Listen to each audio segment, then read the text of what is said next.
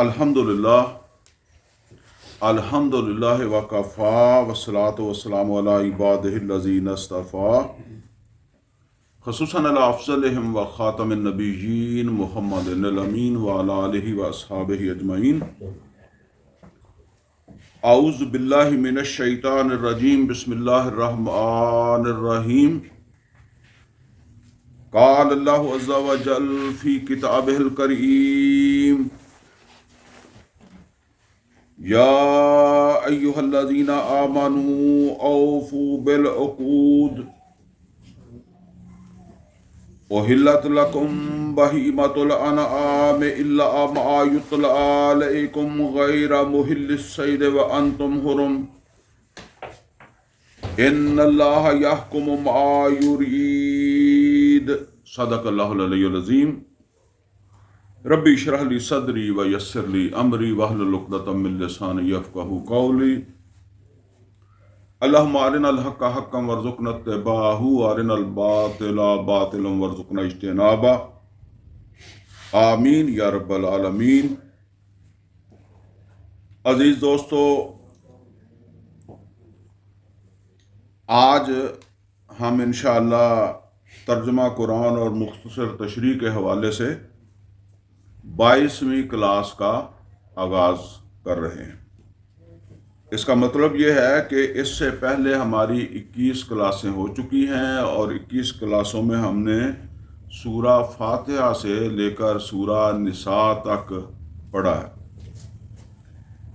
آج جو ہے وہ سورہ مائدہ کا آغاز ہم کر رہے ہیں، اور سورہ مائدہ کی پہلی آیت ہے جو میں نے اس وقت جس کی تلاوت کی ہے۔ سورہ مائدہ جو ہے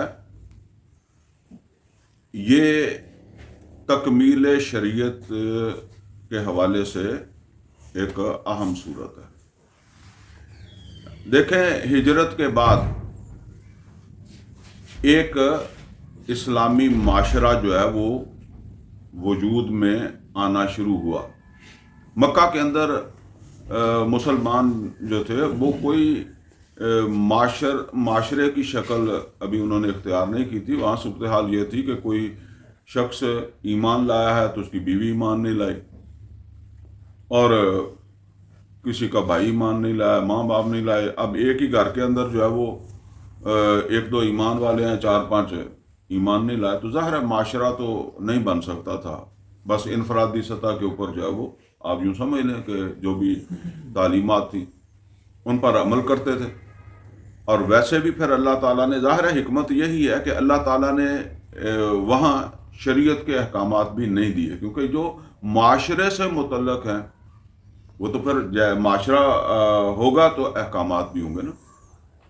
تو ہجرت کے بعد اب معاشرہ جو ہے نا، اسلامی معاشرہ، اس کی ابتدا ہوئی ہے، کیونکہ اب مکہ سے جو لوگ ایمان لائے ہیں وہ ہجرت کر کے مدینے میں آ گئے ہیں، اور مدینے میں بھی کوئی ایک ریزنیبل تعداد ہے جو ایمان لے آئی ہے۔ تو اب شریعت کے جو احکامات ہیں وہ ان کا نزول شروع ہوا، اور چونکہ ابھی کوئی معاشرہ اس سطح پر تو نہیں پہنچا نا جس سطح تک اس کو پہنچنا تھا۔ میں جو کئی دفعہ آپ سے یہ عرض کرتا ہوں، دیکھیں معاشرے کی سب سے نیچے کی سطح کیا ہے؟ وہ ہے میاں بیوی۔ یعنی اکیلا بندہ معاشرہ نہیں کہلاتا۔ معاشرہ اس وقت بنتا ہے جب دوسرے انسان کے ساتھ اشتراک ہوتا ہے۔ تو ویسے بھی زمین کے اوپر یہ اشتراک ہوا میاں بیوی آدم علیہ السلام اور حوا سلام علیہا کے ذریعے سے، کیونکہ پھر آپس کے جو تعلقات ہیں وہ سلسلہ شروع ہوتا ہے نا۔ تو اس کی سب سے نچلی سطح کیا ہے؟ اس کو آپ گھرانہ کہہ لیں، میاں بیوی۔ پھر اس میں بچے شامل ہو جاتے ہیں، پھر بھائی بہن کنبہ بن جاتا ہے، ٹھیک ہے۔ تو پھر اسی طریقے سے قبیلہ بن جاتا ہے۔ تو قبیلے کا سردار ہے، جس طرح گھر کے اندر پھر حکمران کون ہوتا ہے؟ وہ جو گھر کا سربراہ ہے وہ ہے، قبیلے کا سربراہ حکمران ہے۔ پھر بڑھتے بڑھتے آج کے دور کے حوالے سے یہ سمجھ لیں کہ ایک ریاست، ٹھیک ہے نا. تو ریاست کا بھی ایک سربراہ ہوتا ہے. تو یوں سمجھ لیں کہ اب معاشرہ جو ہے وہ ریاست کی سطح تک پہنچ گیا. تو نبی صلی اللہ علیہ وسلم کے ذریعے سے اس نے ریاست کی سطح تک پہنچنا تھا. جس طریقے سے اب آدم علیہ الصلوۃ والسلام کو ریاست کے احکامات کی ضرورت نہیں تھی. سمجھ گئے نا. یعنی آدم علیہ الصلوۃ والسلام کا میں نے نام لیا ہے لیکن آپ اس کو اپلائی کر لیں. ایک میاں بیوی کو ریاست کے احکامات کی ضرورت نہیں. ٹھیک ہے نا. پھر ایک قبیلے کی سطح تک جب پہنچا تو اب اس میں مزید جو ہے وہ ڈائمنشنز ایڈ ہوئی ہیں، لیکن اس کو بھی ریاست کی سطح کے احکامات کی ضرورت نہیں ہے. اب ریاست وجود میں آئی ہے تو پھر اس سطح کے احکامات چاہیے. پھر آج کے دور کی ریاست اور نبی صلی اللہ علیہ وسلم کے زمانے کی ریاست کا بھی فرق آ جائے گا. دیکھیں نا، نبی صلی اللہ علیہ وسلم کے زمانے میں نہ کوئی شناختی کارڈ تھا، نہ کوئی نکاح نامہ تھا، نہ کوئی اس طرح کے مسائل تھے. ٹھیک ہے. تو نہ آپ کو گاڑی کا لائسنس بنانا پڑتا تھا، نہ مکان کا جو ہے وہ آپ کو نقشہ بنوانا پڑتا تھا، نہ کوئی پٹواری تھا، نہ کوئی تحصیلدار تھا. ٹھیک ہے نا. تو یہ آہستہ آہستہ پھر یہ ساری چیزیں جو ہے وہ بنی ہیں نا. تو جب بنی ہیں تو پھر اس کے لیے قوانین ضابطے جو ہے وہ، اب یہ سارے آپ شریعت میں ایسے نہیں ڈھونڈ سکتے کہ اگر آپ کہیں کہ جی یہ گاڑی کا لائسنس جو ہے وہ، ڈرائیونگ کا لائسنس جو ہے وہ ہمیں تو شریعت میں تو نہیں ہے. شریعت میں نہیں ہے. اس وقت ریاست جو ہے وہ جس سطح کی تھی اس میں ضرورت ہی نہیں تھی. تو اس زمانے میں پھر اسی تدریج سے اللہ تعالیٰ نے احکامات بھی جو ہے وہ دیے ہیں. ابتدا اس کی ہو گئی سورہ بقرہ سے. اس میں جو احکامات دیے ان میں سے کئی سارے احکامات وقتی تھے. ٹھیک ہے نا. یعنی ریاست نے بھی آگے بڑھ جانا تھا، لہٰذا جو ہے نا وہ جس بعض اوقات ہم کہتے ہیں نا کہ جی یہ پہلا حکم ہے، بعد میں یہ حکم آ گیا. وہ بعد میں کیوں آ گیا؟ اللہ نہیں بھول گیا معاذ اللہ، وہ اس وقت کا تقاضا تھا. تو پھر آل عمران میں بھی کچھ احکامات آئے اور پھر تفصیل کے ساتھ احکامات آئے سورہ نساء میں. اب آہستہ آہستہ ریاست وہاں پہنچ گئی ہے کہ ابھی اگرچہ ریاست وجود میں نہیں آئی ہے اس طرح، لیکن جسے کہتے ہیں کہ کوئی کام جب ہو رہا ہوتا ہے نا تو وہ جب ذرا تکمیل کی طرف جا رہا ہوتا ہے تو نظر بھی آنے لگ جاتا ہے کہ اب بن رہا ہے، اب نظر آنے شکل بن رہی ہے اس کی. تو پھر سورہ مائدہ میں جو ہے وہ احکامات آنے لگے کہ جو اب ریاست کی سطح کے جو ہے وہ ریاست کی سطح پر پہنچے ہوئے معاشرے کے جو تقاضے تھے ان کو پورا کرنے کے لیے جو ہے وہ. تو بس یہ سمجھ لیں کہ یہ پھر آخر تک چلتی رہی ہے یہ سورہ. ایسا نہیں ہے کہ صرف ایک ہی صورت نازل ہوتی تھی، کئی صورتیں ایک وقت میں نازل ہو رہی ہوتی تھی. کبھی کسی صورت کی آیات آ گئی ہیں، کبھی کسی صورت کی جو ہے وہ آیات آ رہی ہیں. عام بندہ شاید سوچتا ہے کہ جی پہلے ایک صورت پوری نازل ہوتی ہوگی پھر دوسری نازل نہیں، ایک ہی وقت میں صبح جبرائیل امین آئے وہ ایک صورت کی آیات لے آئے، شام کو آئے تو دوسری صورت کی. وہ اپنے اپنے مضامین ہیں. تو اس طرح جو ہے وہ ان کا نزول جو ہے وہ ہوتا رہا. بہرحال شریعت کے احکام کے حوالے سے اس میں جو ہے وہ تکمیلی احکامات اللہ تعالیٰ نے، فائنل احکامات جو ہے وہ اللہ تعالیٰ نے جو ہے وہ دے دیے. اب جو ہے وہ ہم اس کا آغاز کرتے ہیں. فرمایا بسم اللہ الرحمن الرحیم، یا ایھا الذین آمنوا، اے ایمان والو، اوفوا بالعقود، پورا کرو اپنے عہدوں کو، قول قرار جو ہے ان کو پورا کرو، اپنے وعدے معاہدے جو ہے وہ ان کو پورا کرو. احلت لکم بہیمۃ الانعام، حلال کر دیے گئے ہیں تمہارے لیے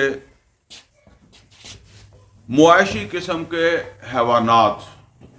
یعنی جو مویشی اس کو کہتے ہیں جو ہمارے عام طور پر ہمارے ساتھ مانوس ہوتے ہیں نا، جیسے ہم کہتے ہیں اونٹ، بکری، گائے، جو گھروں میں رکھ لیے جاتے ہیں. تو ان حلال کر دیے گئے. فرمایا الا ما یتلی علیکم، سوائے ان کے جو تمہیں سنا دیے جائیں. مطلب کیا ہے؟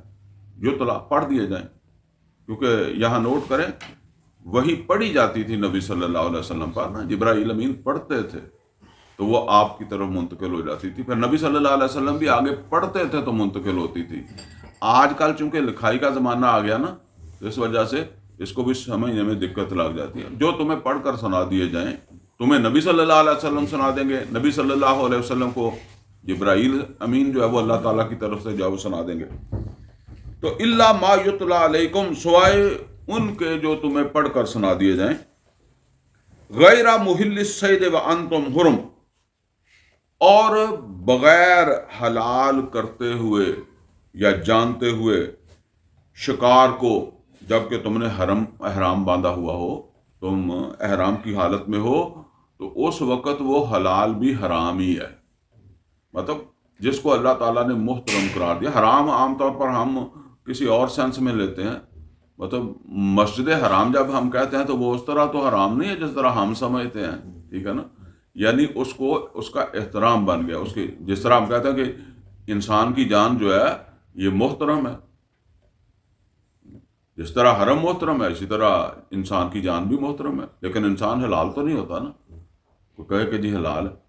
تو اسی طریقے سے جو ہے وہ فرمایا کہ حالت احرام میں وہ جن چیزوں کو حلال کیا گیا ہے ان کو بھی روکتے ہوئے، ان کو بھی منع کرتے ہوئے۔ ان اللہ یحکم ما یرید، اب چونکہ ظاہر بات ہے کہ جو مسافر بھی ہوتے ہیں،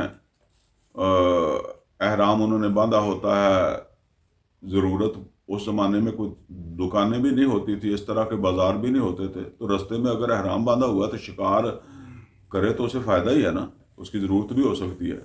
ایک گھر بیٹھے کے مقابلے میں راستے کے اندر اگر شکار بھی کرے تو ایک ذہن میں بات آ سکتی ہے نا کہ جی اس کے اوپر تو پابندی نہیں ہونی چاہیے۔ اسی طرح کسی اور چیز کے بارے میں بھی ذہن میں بات آ سکتی ہے، تو فرمایا ان اللہ یحکم ما یرید، اللہ جو چاہتا ہے حکم دیتا ہے، تمہیں سمجھ آ جائے تو بھی، نہیں آ جائے تو بھی عمل تم نے کرنا ہے۔ یا ایھا الذین آمنوا لا تحلوا شعائر اللہ، اے ایمان والو حلال نہ سمجھو اللہ تعالیٰ کی نشانیوں کو، شعائر اللہ وہ چیزیں جو اللہ تعالیٰ کے ساتھ منسوب ہوں۔ ابھی آگے ان کا ذکر آ جائے گا کون سی چیزیں ہیں جو اللہ تعالیٰ کے ساتھ جو ہے وہ، اب دیکھیں یہ مطلب یہ ہے کہ مسجد بھی شاعر اللہ ہے، اللہ کا گھر بھی شاعر اللہ ہے، تو اسی طرح کچھ چیزوں کا اللہ تعالیٰ یہاں ذکر فرما دے گا کہ ان کا بھی احترام کرو، لحاظ کرو شاعر اللہ کا۔ ولا الشہر الحرام، اور نہ حرمت والے جو مہینے ہیں ان کی حرمت کو بٹا لگاؤ، یا ان کی حرمت جو ہے اس کو نظر انداز کرو۔ ایسا نہیں ہونا چاہیے کہ ان کی حرمت کو تم نظر انداز کرو۔ یہ 4 مہینے تھے نا وہاں عرب کے اندر جن کو کی حرمت تھی، اور وہ ذوالقعدہ، ذوالحجہ، محرم اور رجب، یہ 4 مہینے جو ہے نا ان کے بارے میں پھر آتا ہے کہ اس میں پورے عرب کے اندر ہی جو ہے وہ منع تھا، لڑائی جھگڑا اس طرح کی چیزیں۔ جس طرح حدود حرم کے اندر جو ہے وہ سارا سال ہی جو ہے وہ ایک ضابطہ ہے نا کہ جی یہاں لڑائی نہیں کرنی، جھگڑا نہیں کرنا، کسی کے ساتھ زیادتی نہیں کرنی، اونچا نہیں بولنا، اس طرح پھر پورے جو ہے وہ عرب کے اندر یہ 4 مہینے تھے اور عرب اس کا لحاظ کرتے تھے اور اسی سے ایک نظام سیٹ ہوتا وہاں کا۔ تو فرمایا کہ وہ حرمت والے مہینے جو ہے ان کی حرمت کو بھی بٹا نہیں لگنا چاہیے۔ والہدیہ، اب یہ ہدی کا جو جانور ہے، قربانی کا جانور ہے، یہ جب حج کے لیے لوگ جاتے تھے نا، آج کل تو ہم ساتھ نہیں لے کر جاتے، وہیں جس نے کوئی دم وغیرہ بھی دینا ہو تو وہیں سے خرید لیتا ہے، بلکہ اب تو خریدنے والا کام بھی نہیں ہے، وہ بینک میں جائیں تو وہ پیسے جمع کروا دیں تو وہ خود ہی کر دیتے ہیں۔ بہرحال زیادہ ڈیٹیل میں مجھے نہیں پتا ہے، لیکن ایک زمانہ تو وہ تھا نا کہ ہر کوئی اپنی قربانی کرتا تھا، تو کئی لوگ جو ہے وہ اپنے ساتھ وہاں سے لے آتے تھے، گھر سے جو ہے وہ ساتھ چلایا، اونٹ لے کر جا رہے ہیں تو اوپر ہی آپ بیٹھ گئے ہیں کہ اس کو وہاں قربانی کر دیں گے، یا کوئی اس طرح کا کوئی اور جانور۔ ساتھ لے کر جا رہے ہیں نا، تو اب راستے میں ڈاکو اس قافلے کو اوپر جب حملہ آور ہو گئے تو جانور کو نقصان پہنچایا، جانور چھین کر لے گئے. تو یہ بھی شاعر اللہ ہے. فرمایا ولل ہدیہ، اور نہ یہ وہ قربانی کا جو جانور ہے، کعبے کی جو نیاز ہے، اس کے احترام کو بھی ملحوظ رکھو. مطلب یہ ولل قلائد، اور اسی طریقے سے جن کے گلوں کے اندر پٹے ڈال دیے جائیں. اس زمانے کے اندر جو وہ پھر اس طرح بھی کر دیتے تھے، وہ پٹا بھی نشانی ہوتی تھی کہ یہ کعبے کی نیاز ہے.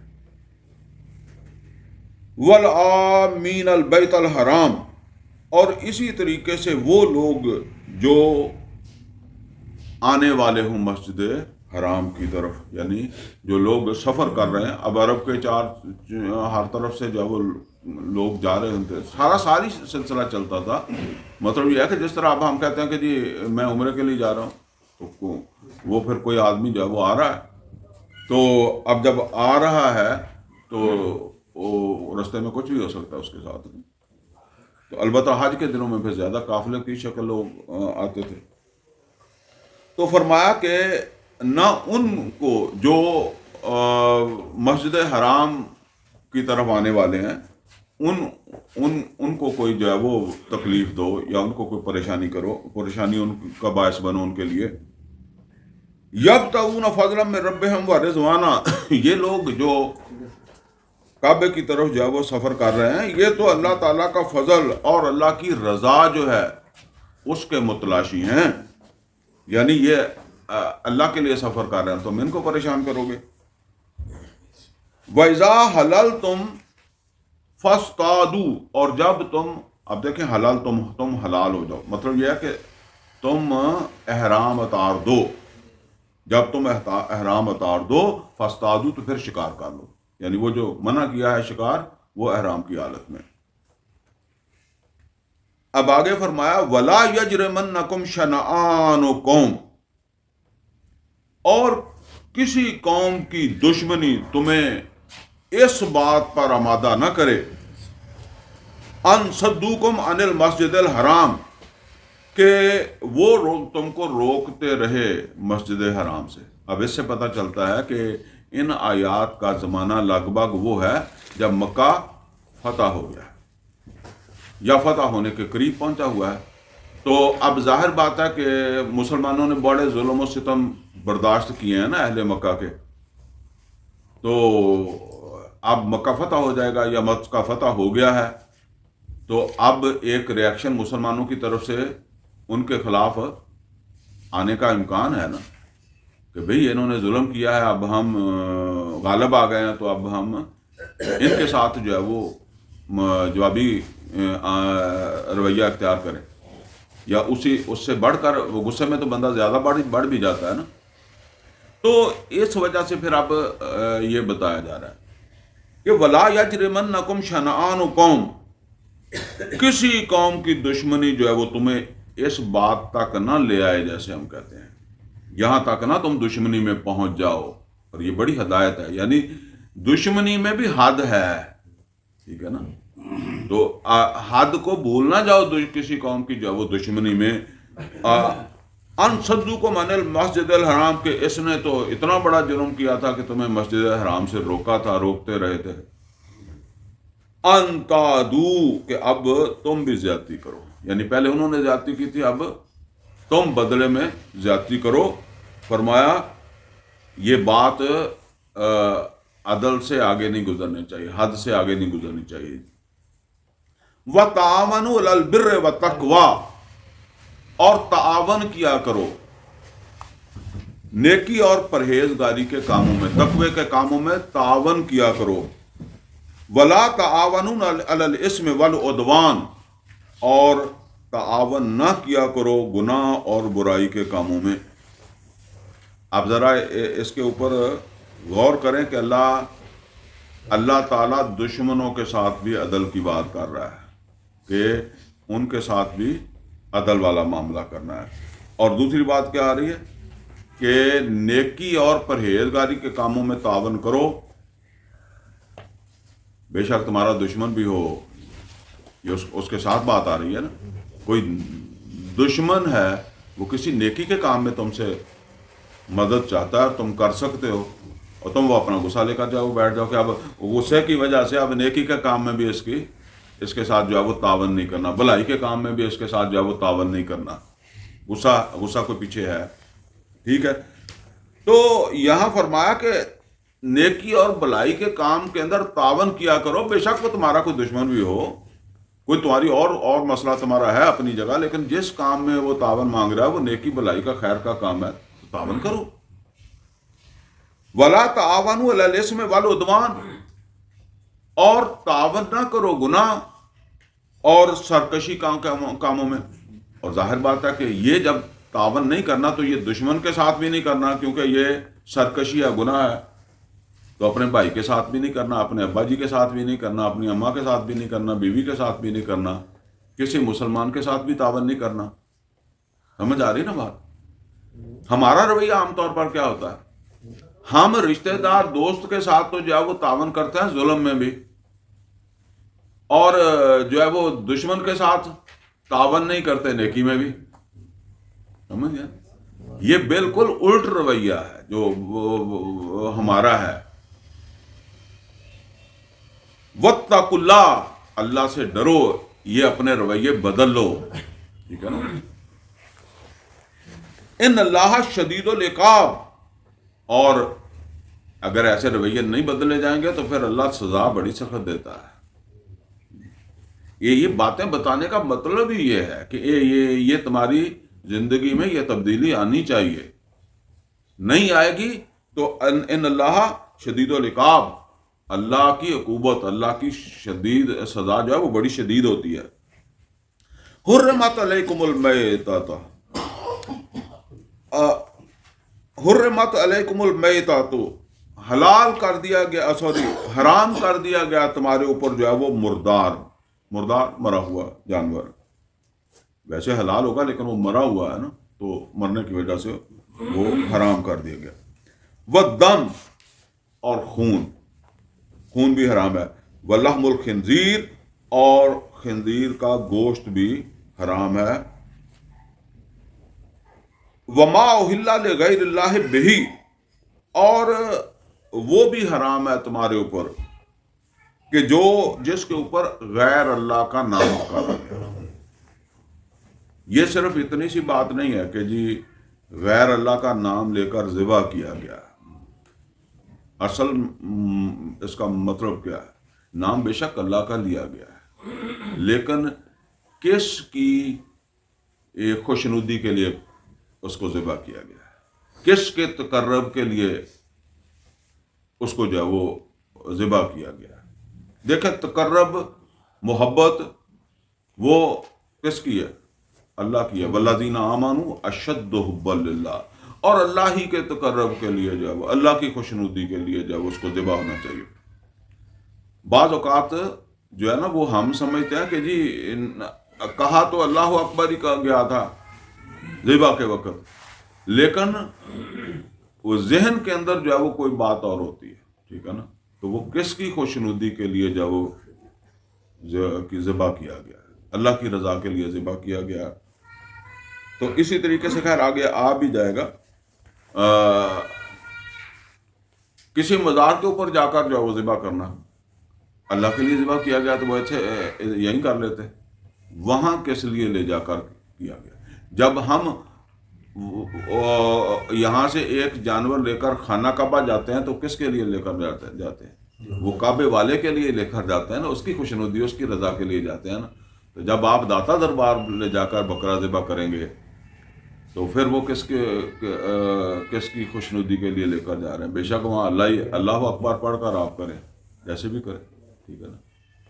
تو یہ صرف جو ہے نا وہ صرف اس چیز کے اوپر نہیں ہے. کوئی ہے دیگ وہاں جا کر تقسیم کیے اللہ کے لیے، تو وہ اللہ کے لیے تو یہاں بھی ہو سکتی تھی. اتنا تردد کیوں کیا گیا؟ کچھ نہ کچھ تو ہے اس میں. والمنخنقہ، اور وہ جو جانور گلا گھٹ کر مر جائے. بعض اوقات جانور جو ہے وہ اس طرح خود بھی اپنی رسی کے ساتھ جو ہے وہ پھانسی لے لیتے ہیں، مر جاتے ہیں. حلال ہوگا لیکن وہ گلا گھٹ کر مرا ہے تو وہ بھی حلال نہیں ہے. والموقوذہ، اور جو چوٹ لگنے سے جو ہے وہ مر گیا. بعض اوقات خود بھی انسان جو ہے نا وہ کسی جانور کو ڈنڈا مار دیتا ہے، وہ مر جاتا ہے، ٹھیک ہے نا، اس کو کبھی سر میں مار دیا، مر گیا، تو چوٹ لگنے سے مر گیا، تو وہ بھی حرام ہے. یہاں بتایا جا رہا ہے کہ یہ حرام ہے. والمتردیۃ، یا کوئی گر کر جو ہے وہ مر گیا. اور مکے کے گرد تو خیر پہاڑ تھے نا، پہاڑوں کے اوپر بکریاں چرنے کے لیے چڑھ گئی، اور اوپر سے جو ہے وہ کوئی پاؤں پھسل گیا، گر گئی، گر کر جو ہے وہ مر گئی، تو اونچائی سے گرا مر گیا، تو وہ بھی حلال نہیں. وَالنَّتِیحَةُ، اور کوئی سینگ لگنے سے دوسرے دو جانور جو ہے وہ جب آپس کے اندر جو ہے وہ لڑتے ہیں نا، تو اس وقت بھی ایسے واقعات ہو جاتے ہیں کہ مر گیا، وہ بھی حلال نہیں ہے. وَمَا أَكَلَ السَّبُعُ، اور وہ جس کو جو ہے وہ کسی درندے نے کھا لیا.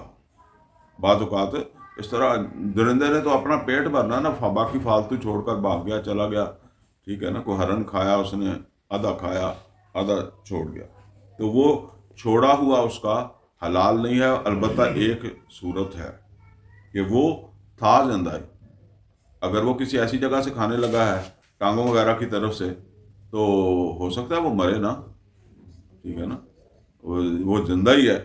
تو الا ما ذکیتم، سوائے اس کے کہ تم نے اس کو جو ہے وہ ذبح کر لیا، یعنی وہ زندہ تھا، مرا نہیں تھا، اس نے کچھ کھایا، وہ اپنا ناشتہ کر کے چل گیا، اس کو زندہ، اس نے اس کو نہیں مارا.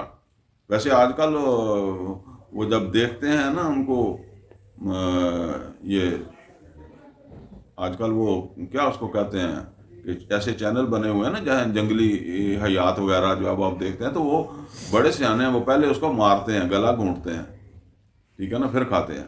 لیکن کوئی صورتحال ایسی بن گئی کہ اس نے اس کو نہیں مارا، یا وہ نہیں مرا، ٹھیک ہے، اس نے پہلے ہی کھانا شروع کر دیا. تو اگر وہ مرا نہیں ہے تو پھر تم نے اس کو ذبح کر لیا، تو وہ جتنا حصے میں اس نے منہ مارا اتنا کاٹ بھی دو، تو باقی تمہارے لیے ٹھیک ہے.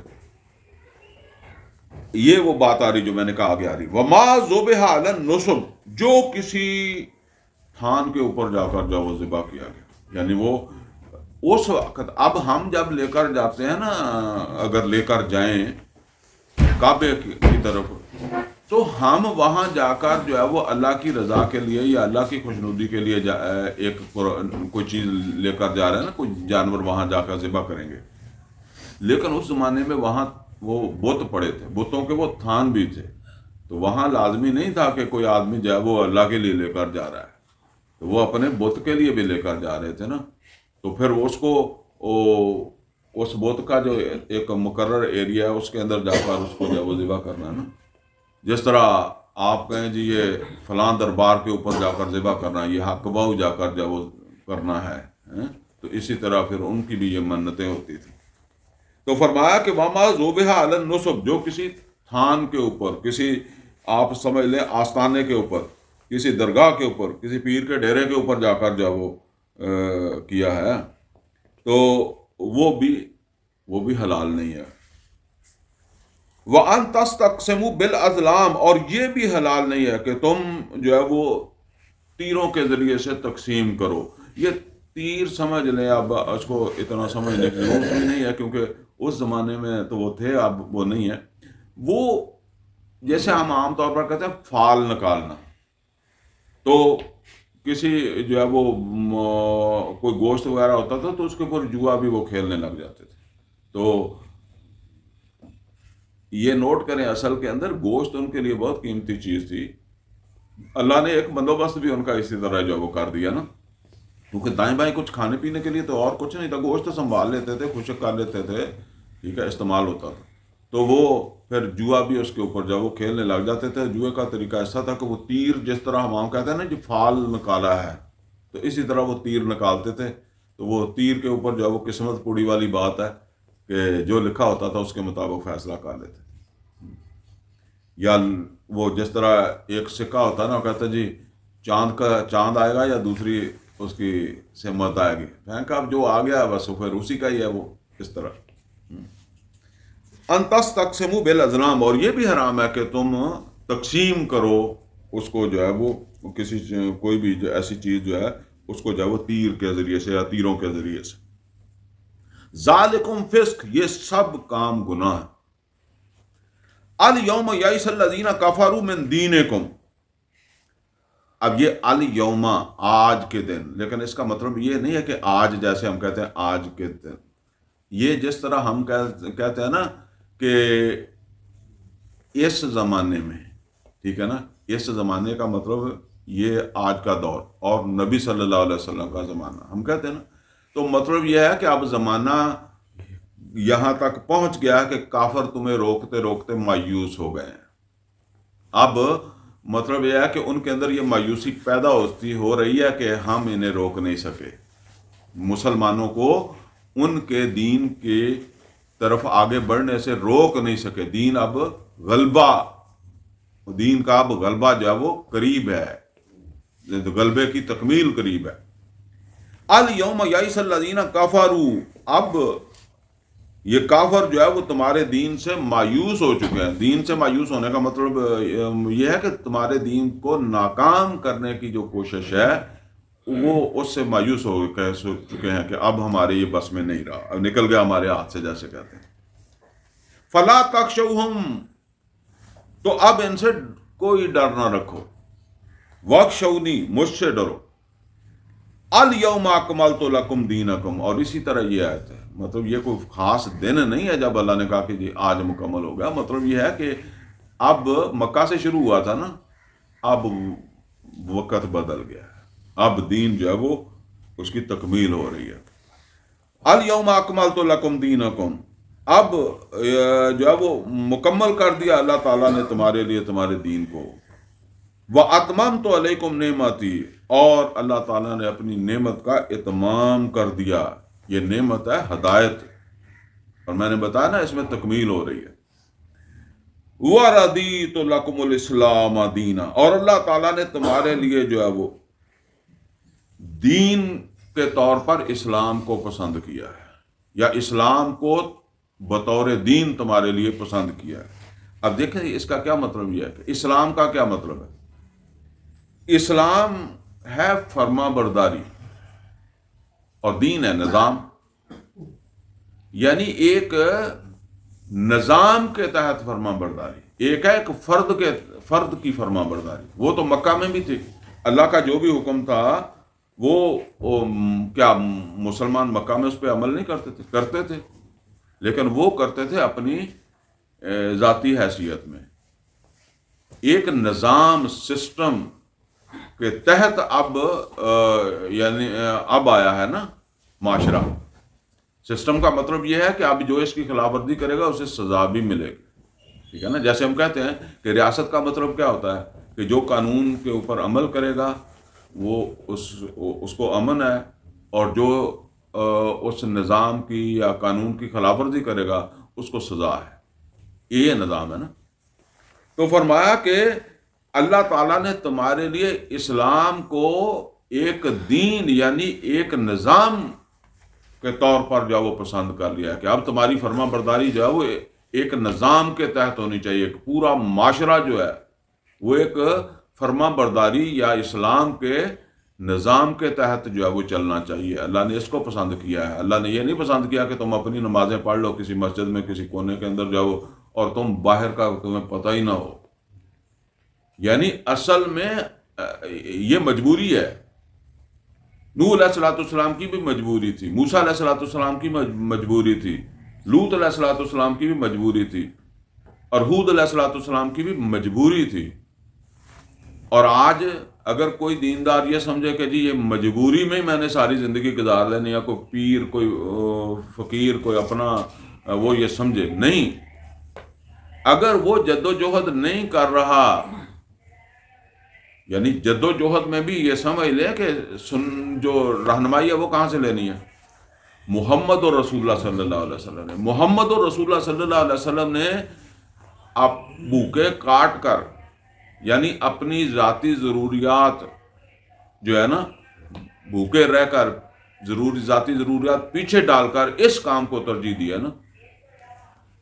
چیلنج جیسا تک بھی ضروری ہے دنیا اس کو بھی ساتھ لے کر چلو، لیکن اس کو پرائرٹی دے کر جو ہے وہ نہیں ہوتا نہ ہوئے. نوح علیہ الصلوۃ والسلام سے بھی نہیں ہوا، لیکن نوح علیہ الصلوۃ والسلام کی پرائرٹی تو یہی تھی نا.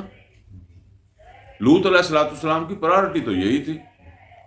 تو اگر یہ ترجیح بنا ہی نہیں ہے، ترجیح بنے بچے، ترجیح بنے دنیا کے معاملات، تو پھر خود سوچ لیں کہ اللہ نے جو پسند کیا تھا وہ میں نے تو پسند نہیں کیا.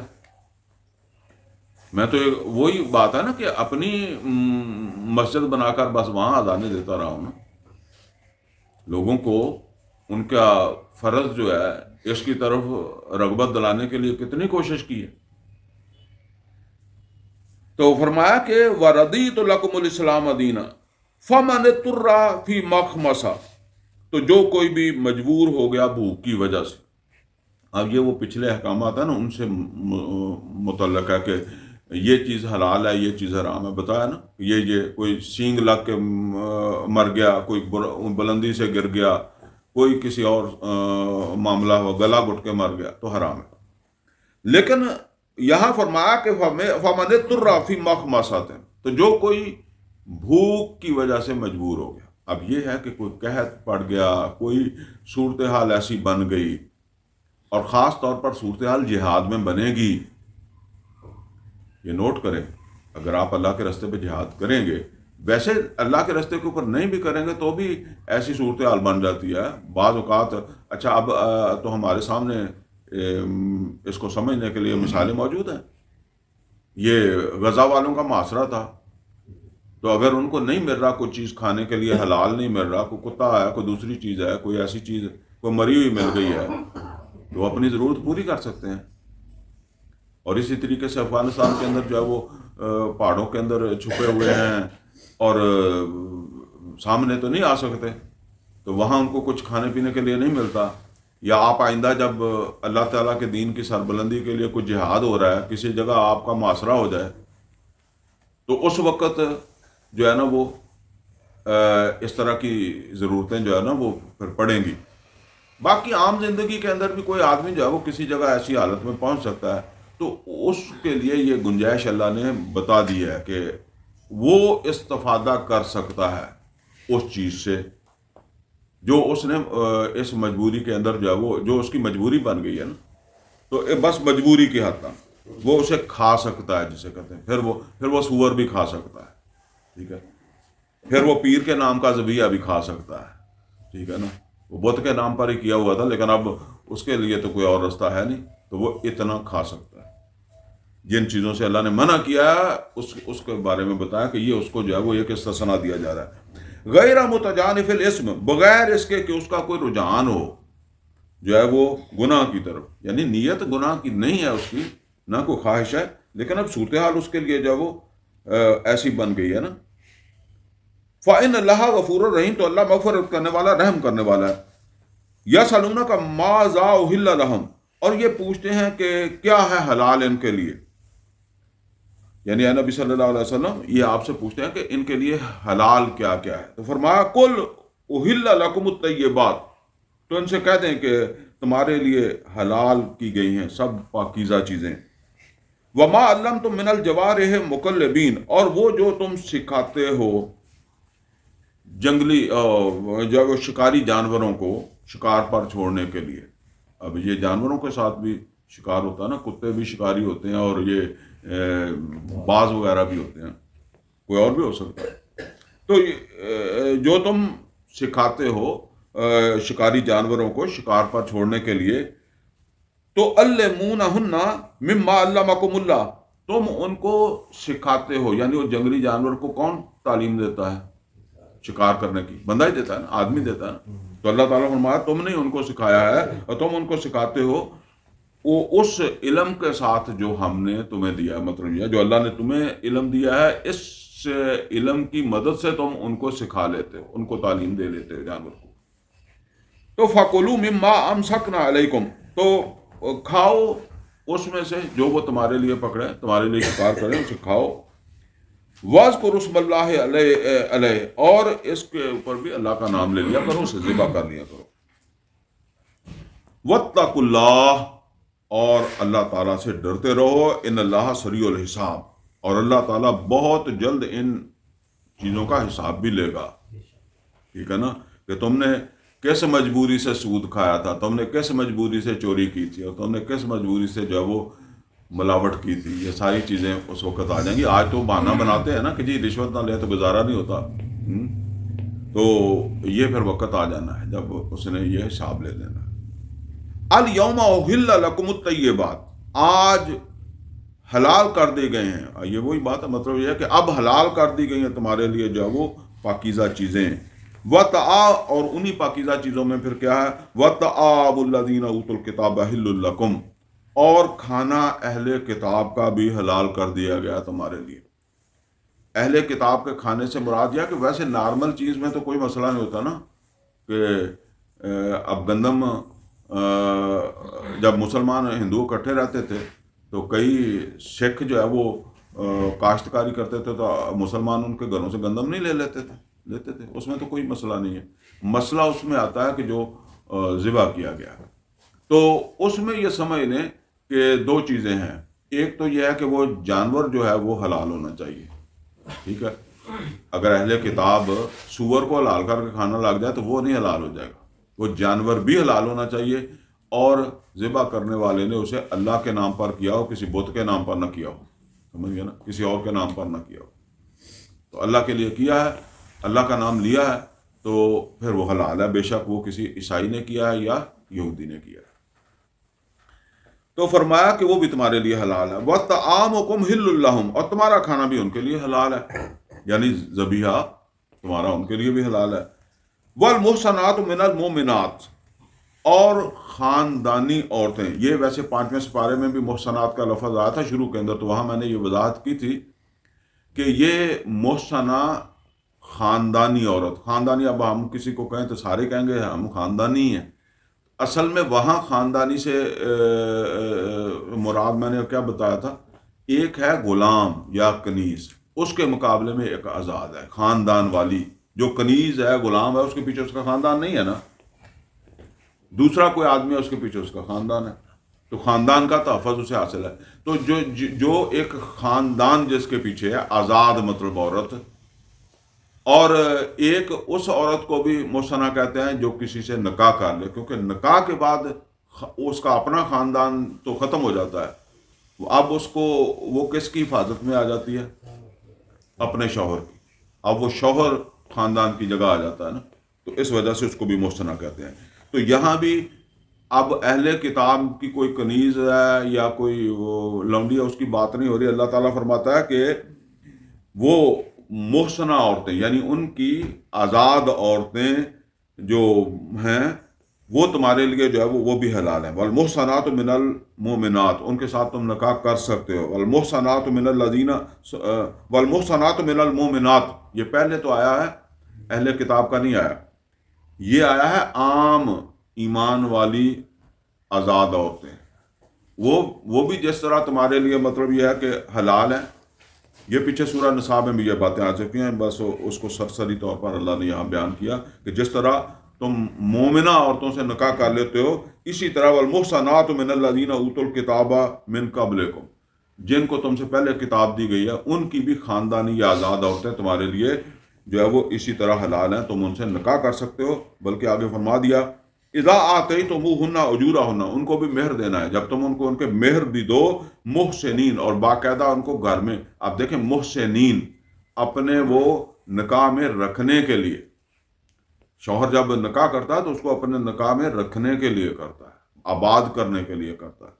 غیر مسافین، نہ وقتی طور پر کوئی لطف لینے کے لیے، کوئی وقت نکالنے کے لیے. ولا متخذی اخدان، نہ کوئی چوری چھپے کی جو ہے وہ کوئی آشنائی کرنے کا کوئی اس کی کوئی اللہ اجازت نہیں دے رہا. مطلب یہ ہے وَمَن يَكْفُرْ بِالْإِيمَانِ، اور جو بھی ایمان کے ساتھ کفر کرے گا. اب ذرا نوٹ کریں کہ کفر کر رہا ہے بالایمان، ایمان کے ساتھ. یہ کون سا کفر ہے جی؟ اس سے آپ یہ سمجھتے ہیں کہ جی وہ واضح طور پر کرے گا؟ نہیں، ایمان والا ہے ساتھ ساتھ کفر کر رہا ہے. یہاں کفر سے کیا مراد کیا ہے؟ جو جن چیزوں کو اللہ نے منع کیا ہو ان کے اندر پڑ رہا ہے. ٹھیک ہے نا، اللہ کی بات نہیں مان رہا اور ساتھ ساتھ ایمان بھی لے کر جو ہے وہ چل رہا ہے، دونوں چیزیں ایک ساتھ لے کر چل رہا ہے۔ وَمَن يَكْفُرْ بِالْإِيمَانِ، تو جو ایمان کے ساتھ جو ہے وہ کفر کرے گا، فرمایا فقد حابط عملہ، تو اس کے عمل ضائع ہو گئے، وَهُوَ فِي الْآخِرَةِ مِنَ الْخَاسِرِينَ، اور وہ آخرت میں وہ ڈھونڈے گا کہ میں ایمان والا تھا، وہ ہوگا خسارہ پانے والوں میں۔ یا ایھا الذین آمنوا، اے ایمان والو، اذا قمتم الی الصلاۃ، جس وقت تم نماز کے لیے کھڑے ہوا کرو، یعنی نماز قائم کرنے لگو، فاغسلوا وجوہکم وایدیکم الی المرافق، اب یہ غسل کے فرض بتا دیے، باقی سنتیں وغیرہ تو ظاہر ہے نبی صلی اللہ علیہ وسلم سے ہی پتہ چلنا ہے نا۔ تو فرمایا کہ فاغسلوا وجوہکم، تو اپنے منہ دھو لیا کرو، وایدیکم الی المرافق، اور اپنے ہاتھ بھی دھو لیا کرو کوہنیوں تک، دو فرض ہو گئے۔ وامسحوا برؤوسکم، اور مسح کر لیا کرو اپنے سروں کا، اور چوتھا کیا ہے، وارجلکم الی الکعبین، اور دھو لیا کرو اپنے پاؤں کو بھی جو ہے نا وہ ٹخنوں تک۔ یہ اس میں جو ہے نا وہ اہل تشیع جو ہے ان کا یہ رائے ہے، یہ علمی اختلاف ہے، اس میں کوئی ایسی بات نہیں ہے۔ وہ کہتے ہیں کہ جی یہاں یہ مسح کا ذکر آ رہا ہے تو یہ پاؤں کا بھی مسح اس کے ساتھ ہے، جیسے سر کا مسح اور پاؤں کا مسح، لہذا وہ مسح ہی کرتے ہیں۔ تو یہ ایک علمی اختلاف ہے، اس سے زیادہ جو ہے نا وہ باقی نیت کا حساب اللہ نے لے لینا ہے۔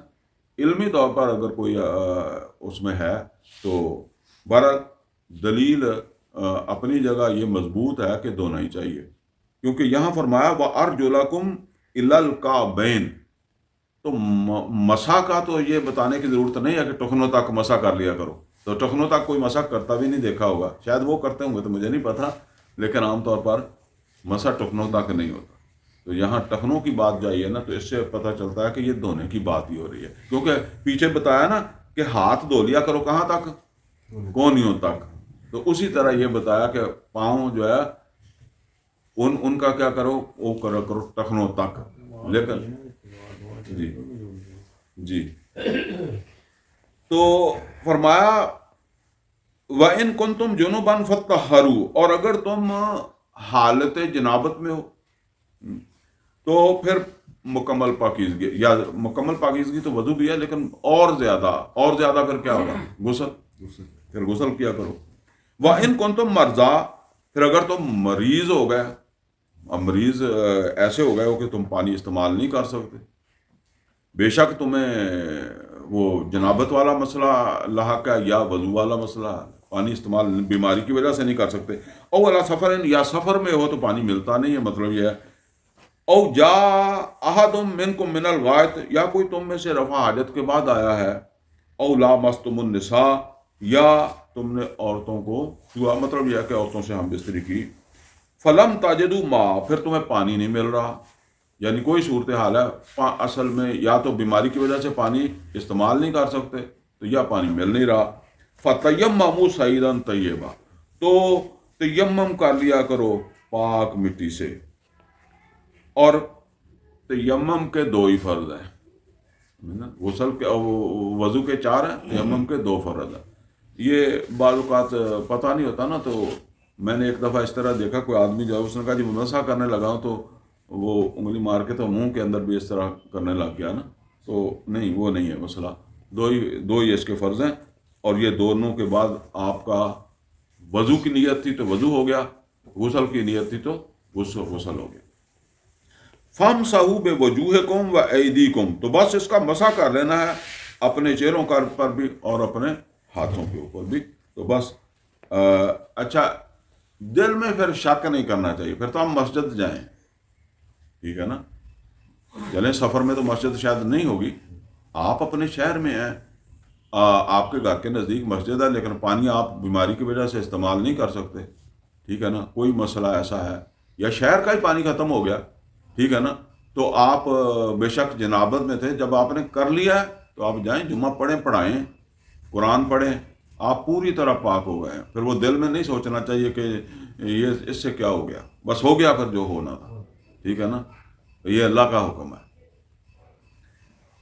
تو اسی لیے اللہ نے دیا ہے تاکہ آپ نماز نہ چھوڑیں، ہم نماز نہ چھوڑیں. میں آپ کی بات کر رہا ہوں، ہم نماز نہ چھوڑیں، ٹھیک ہے نا. ہم دوسرے خیر کے کام نہ چھوڑیں، ہم قرآن کی تلاوت نہ چھوڑیں، ہم قرآن کو پڑھنا نہ چھوڑیں.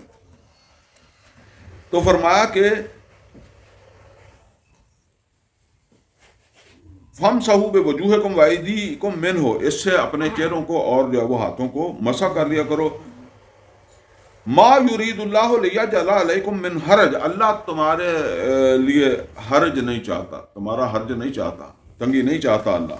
اللہ نہیں چاہتا کہ تمہاری نماز رہ جائے، تمہارا کوئی اور خیر کا کام رہ جائے. ولیکن یرید لیطہرکم، البتہ وہ چاہتا ہے کہ تم پاک رہو. تو اگر وہ مسئلہ ہے تو تم پاک ہو گئے ہو، بس اللہ کے حساب میں تم پاک ہو گئے. ویسے بھی آپ ذرا سوچیں، گندگی تو ہمارے اندر ہی ہوتی ہے. اگر کوئی پیٹ پھاڑ کر دیکھیں گے تو یہ جو گند آپ لیٹرین میں جا کے کر لیتے ہیں اندر رہ جاتا، سارا باہر نہیں آتا، ٹھیک ہے نا. تو اسی طرح جو منی وغیرہ وہ بھی تو اندر ہوتی ہی ہے نا. تو بس اللہ تعالیٰ نے ایک بات بتا دی ہے تو بس اس کے اوپر بھروسہ کرو، اس کو دل سے مانو. تو اصل میں بات یہ نہیں ہے کہ تم وہ تیمم کر کے لیٹ جاؤ. تیمم اس لیے کیا گیا ہے کہ جو تم نے نماز پڑھنی ہے، کوئی دین کا کام کرنا ہے، کوئی مسجد جانا ہے، اس میں حرج نہ ہو. وَلِيُتِمَّ نِعْمَتَهُ عَلَيْكُمْ، اور تاکہ وہ اپنی نعمت کو تمہارے اوپر تمام کرے، یعنی اس کی نعمت سے تم بھرپور فائدہ اٹھاؤ، اس سے محروم نہ رہ جاؤ. لَعَلَّكُمْ تَشْكُرُونَ، اور تاکہ تم اللہ کے شکر گزار شمار ہو. نعمت جو ہے اس سے استفادہ کرو گے تو پھر شکر گزار بنو گے. وَاذْكُرُوا نِعْمَتَ اللَّهِ عَلَيْكُمْ، اب یہ جو آیت آ رہی ہے نا جی، بہت اہم آیت ہے، اس کو نوٹ کر لیں. ویسے پیچھے ہم نے جو ہے وہ سورہ بقرہ کے اندر بھی ایک آیت پڑھی تھی، وہ سورہ بقرہ کی آیت نمبر 93 ہے، لیکن وہاں ذکر تھا بنی اسرائیل کا، کہ اللہ تعالیٰ فرماتا ہے کہ بنی اسرائیل سے ہم نے ایک عہد لیا تھا اور طور کو بلند کیا تھا ان کے اوپر، اور ان سے کیا کہا تھا کہ جو ہدایت ہم تمہیں دے رہے ہیں اسے مضبوطی سے پکڑو اور اس کو یاد رکھو. اور اللہ تعالیٰ فرماتا ہے کہ انہوں نے آگے سے کیا جواب دیا تھا بنی اسرائیل نے؟ قالوا سمعنا، انہوں نے کہا کہ ہم سنیں گے یا ہم نے سن لیا. لیکن اگلی بات کیا تھی؟ وَعَصَيْنَا، ہم نہیں مانیں گے، ہم نہیں مانتے یا ہم نے نہیں مانا. میں اس کو سمجھایا کرتا ہوں کہ عام بندے کے دل میں یہ بات آتی ہے کہ کیسے انہوں نے کہہ دیا. ایک طرف موسیٰ علیہ السلام کھڑے ہیں، ان کے سامنے وہ کھڑے ہیں، اوپر طور پہاڑ بھی بلند ہے، تو وہ سمعنا و اطعنا کی جگہ کیا کہہ رہے ہیں؟ سمعنا و عصینا. اصل میں یہ بات سمجھ لیں، انہوں نے ایک تو یہ ہے کہ اونچی آواز میں ایسا نہیں کہا ہوگا کہ جو موسیٰ علیہ السلام نے بھی سن لیا. میں جو اس سے سمجھا ہوں وہ یہ ہے، یہ کئی دفعہ آپ نے دیکھا ہوگا کہ ہمارے ہاں حلف لیتے ہیں، فوج کے اندر، پولیس کے اندر، سرکاری ملازم میں، یہ میدان میں کھڑے ہوتے ہیں، 1000 آدمی کھڑا ہے، 2000 آدمی کھڑا ہے، تو وہ حلف لینے والا کھڑا ہے، وہ کہتا ہے کہ میں پاکستان کا وفادار رہوں گا. وہ پیچھے سارے کہتے ہیں نا، لیکن یہ میرا اپنا تجربہ ہے، ان میں سے کچھ وہ ہوتے ہیں کہ میں پاکستان کا وفادار نہیں رہوں گا. وہ شوقی سے کہیں یا شرارت سے کہیں، اس طرح بھی کہتے ہیں. لیکن چونکہ زیادہ تر لوگ جو ہے وہ کہہ رہے ہوتے ہیں، اور سننے والے کو نہیں سمجھ آتا کہ کسی نے کیا کہا، اس آواز میں وہ دب جاتی ہے، اور جب وہ ختم ہو جاتا ہے تو پھر وہ کیا کہتے ہیں؟ ہم نے کہا تو وہ جو حلف ہے وہ ایسے ہی لیا تھا، یعنی میں نے تو اسی طرح ہی اقرار کیا تھا، یہی اعلان کیا تھا، لہذا میں تو اس کا پابند نہیں ہوں نا، پاکستان کے وفادار ہونے کا یا رشوت نہ لینے کا یا دوسرے، میں پابند نہیں ہوں. تو اسی طرح وہاں وہ پورا مجمع تھا نا، تو اس میں کوئی ایسے بھی تھے جنہوں نے کہہ دیا عصینا، ٹھیک ہے. تو اب یہاں اللہ تعالیٰ مسلمانوں سے عہد کی بات کر رہا ہے، میثاق کی بات کر رہا ہے، اس کی بڑی اہمیت ہے. فرمایا وَاذْكُرُوا نِعْمَتَ اللَّهِ عَلَيْكُمْ، یاد کرو اللہ تعالیٰ کی اس نعمت کو جو اس نے تمہارے اوپر کی. اچھا نوٹ کریں، وہاں تو اللہ تعالیٰ نے طور کو بلند کیا تو وہ ایک معجزہ والا مسئلہ تھا. وہ موسیٰ علیہ السلام کے والے سے تو کئی اور مسئلے بھی ہیں نا، کہ پانی بھی نکال دیا ایک آسے کے، 12 چشمے جاری کر دیے. یہاں ہمارا یہ عہد جو ہے نا، یہ اصل کے اندر یہ جو ہم اشہد اللہ الہ الا اللہ و اشہد ان محمد عبدہ و رسولہ کہتے ہیں نا، یہ ایک عہد ہے، ٹھیک ہے، اسی کی یہ سمجھ لیں کہ شرع، اس کو مزید کھول دیا اللہ تعالیٰ نے، کیونکہ جب کوئی شخص ایمان لاتا تھا تو اس کا مطلب یہ ہوتا تھا کہ میں اللہ کی ہر بات مانوں گا، اور چونکہ نبی صلی اللہ علیہ وسلم کے زمانے میں تو نبی صلی اللہ علیہ وسلم کے سامنے جا کر اگر ایمان لاتا تو اس کا مطلب یہ ہے کہ میں آپ کی بھی ہر بات مانوں گا، ٹھیک ہے۔ تو فرمایا کہ وَاذْكُرُوا نِعْمَتَ اللَّهِ عَلَيْكُمْ، یاد کرو اللہ تعالیٰ کی اس نعمت کو، کس نعمت کو؟ کہ جو تمہیں ایمان نصیب ہوا، وَمِيثَاقَهُ الَّذِي وَاثَقَكُمْ، اور وہ میثاق کہتے ہیں معاہدے کو، اشہد اللہ الہ الا اللہ و اشہد ان محمد عبدہ و رسولہ، یہ ایک معاہدہ ہے، میثاق ہے، ٹھیک ہے نا، اور اس میثاق کو یاد کرو، الذی واثقکم بہ، جو تم نے اس کے ساتھ باندھ رکھا ہے اللہ کے ساتھ، مسلمانوں اس معاہدے کو یاد کرو جو تم نے اللہ کے ساتھ جو وہ باندھ رکھا ہے، اذ قلتم سمعنا واطعنا، جب تم نے یہ کہا کہ ہم سنیں گے اور اطاعت کریں گے۔ ابھی میں نے بتایا کہ وہ ان سے جب لیا تھا تو وہ تو میدان میں لیا تھا نا، اوپر طور پہاڑ کو بلند کر کے، تو ان کی وہ خرابی کا اللہ نے ذکر کیا کہ انہوں نے کہا تھا کہ سمینا واسینا۔ تو یہاں فرما رہا ہے اللہ تعالیٰ اس وعدے کو نہیں بھولنا جو تم نے اللہ کے ساتھ جو ہے وہ پکا کیا ہے، اور جب تم نے یہ کہا تو یہ وعدہ ہو گیا، اذ قلتم سمینا واطعنا، کہ ہم سنیں گے اطاعت کریں گے۔ اچھا، سننے کی ذمہ داری کس پر آ گئی ہے؟ میرے پر۔ تو پھر سننے کے، ہم اپنے گھر میں بیٹھے رہے، ہم کہیں جی ہمیں آ کر سنایا ہی نہیں ہے۔ محمد رسول اللہ صلی اللہ علیہ وسلم گھر گھر جا کر سناتے تھے، وہ ٹھیک ہے، مکے کے اندر دعوت جو تھی وہ اور تھی، کیا مدینے میں بھی آپ سمجھتے ہیں کہ گھر گھر جاتے تھے؟ لوگ خود آتے تھے۔ یہ ذمہ داری ہم پر ہے، ہم سنیں گے۔ ایک تو یہ ہے نا کہ آپ کو بلایا جاتا ہے، ٹھیک ہے، یہ بھی چلے، یہ بھی ذمہ داری ہے، مگر آپ کی اپنی ذمہ داری بھی ہے، میری اپنی ذمہ داری بھی ہے۔ میں نے سننا ہے، میں نے سمجھنا ہے کہ اللہ تعالیٰ مجھ سے کیا مطالبہ کرتا ہے، اللہ مجھ سے کیا چاہتا ہے، اس لیے کہ میں نے اس کی اطاعت کرنی ہے، اس کے اوپر جو وہ عمل کرنا ہے۔ تو یہ ذمہ داری ہر فرد کی ہے۔ اب اس کو سنانے والا اس گاؤں میں ملتا ہے، اس شہر میں ملتا ہے، یا کسی اور شہر میں ملتا ہے، اگر اس کے وسائل ہیں وہاں تک پہنچ سکتا ہے تو پہنچے، ٹھیک ہے نا۔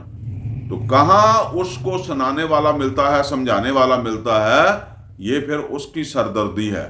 تو اگر اس کی یہ سوچ ہے نا کہ جی میرے پاس کوئی آیا ہی نہیں ہے سمجھانے کے لیے، مجھے بتانے کے لیے، تو یہ پھر اگر وہ ایمان والا ہی نہیں ہے، کوئی کافر ہے، وہ تو ایسا سوچ سکتا ہے جب تم ایمان لائے ہو تو تمہاری تو یہ ذمہ داری اپنی مان گئی ہے نا، گھر گھر تو نہیں کوئی جا سکتا کسی کے۔ اذ قلتم سمعنا واطعنا، تم نے جب یہ کہا کہ ہم سنیں گے اور اطاعت کریں گے، واتقوا اللہ، اب ڈرو اللہ سے، ڈرو کہ اب مطلب ہے کہ تم اس میں کوتاہی کرو، کہ سننے میں سمجھنے میں کوتاہی کرو، اور پھر اگر سمجھ لیا ہے تو پھر عمل میں کوتاہی کرو۔ ان اللہ علیم بذات الصدور، اللہ تعالیٰ دلوں کی باتوں کو بھی جانتا ہے۔ ابھی شروع کے اندر جب وہ بات ہو رہی تھی، لوگ دلچسپی نہیں لیتے، تو یہ تو اصل کے اندر جو ہے نا وہ مجموعی طور پر جب ہم یہود کی باتیں پڑھتے ہیں نا تو اس وقت حیرانگی ہوتی ہے کہ یہودی جو ہے وہ اس طریقے سے جو ہے وہ ہدایت جو تھی اس سے پہلو تہی کرتے تھے۔ تو آج ہم مسلمان بھی کرتے ہیں یہی کچھ، ہم مسلمان بھی کرتے ہیں یہی ہوتا ہے۔ کتنے لوگ ہیں کہ سمجھنے کے بعد اس کے اوپر جب وہ عمل کرتے ہیں، کتنے ہیں جو شعوری طور پر سمجھنے کی بھی کوشش کرتے ہیں۔ تو اللہ تعالیٰ جو ہے وہ ان اللہ علیم بذات الصدور، اللہ تعالیٰ جو ہے وہ دلوں کی باتوں کو جاننے والا ہے۔ اب یہ اگلی آیت جو ہے نا وہ یہ بھی اسی طرح بڑی امپورٹنٹ ہے۔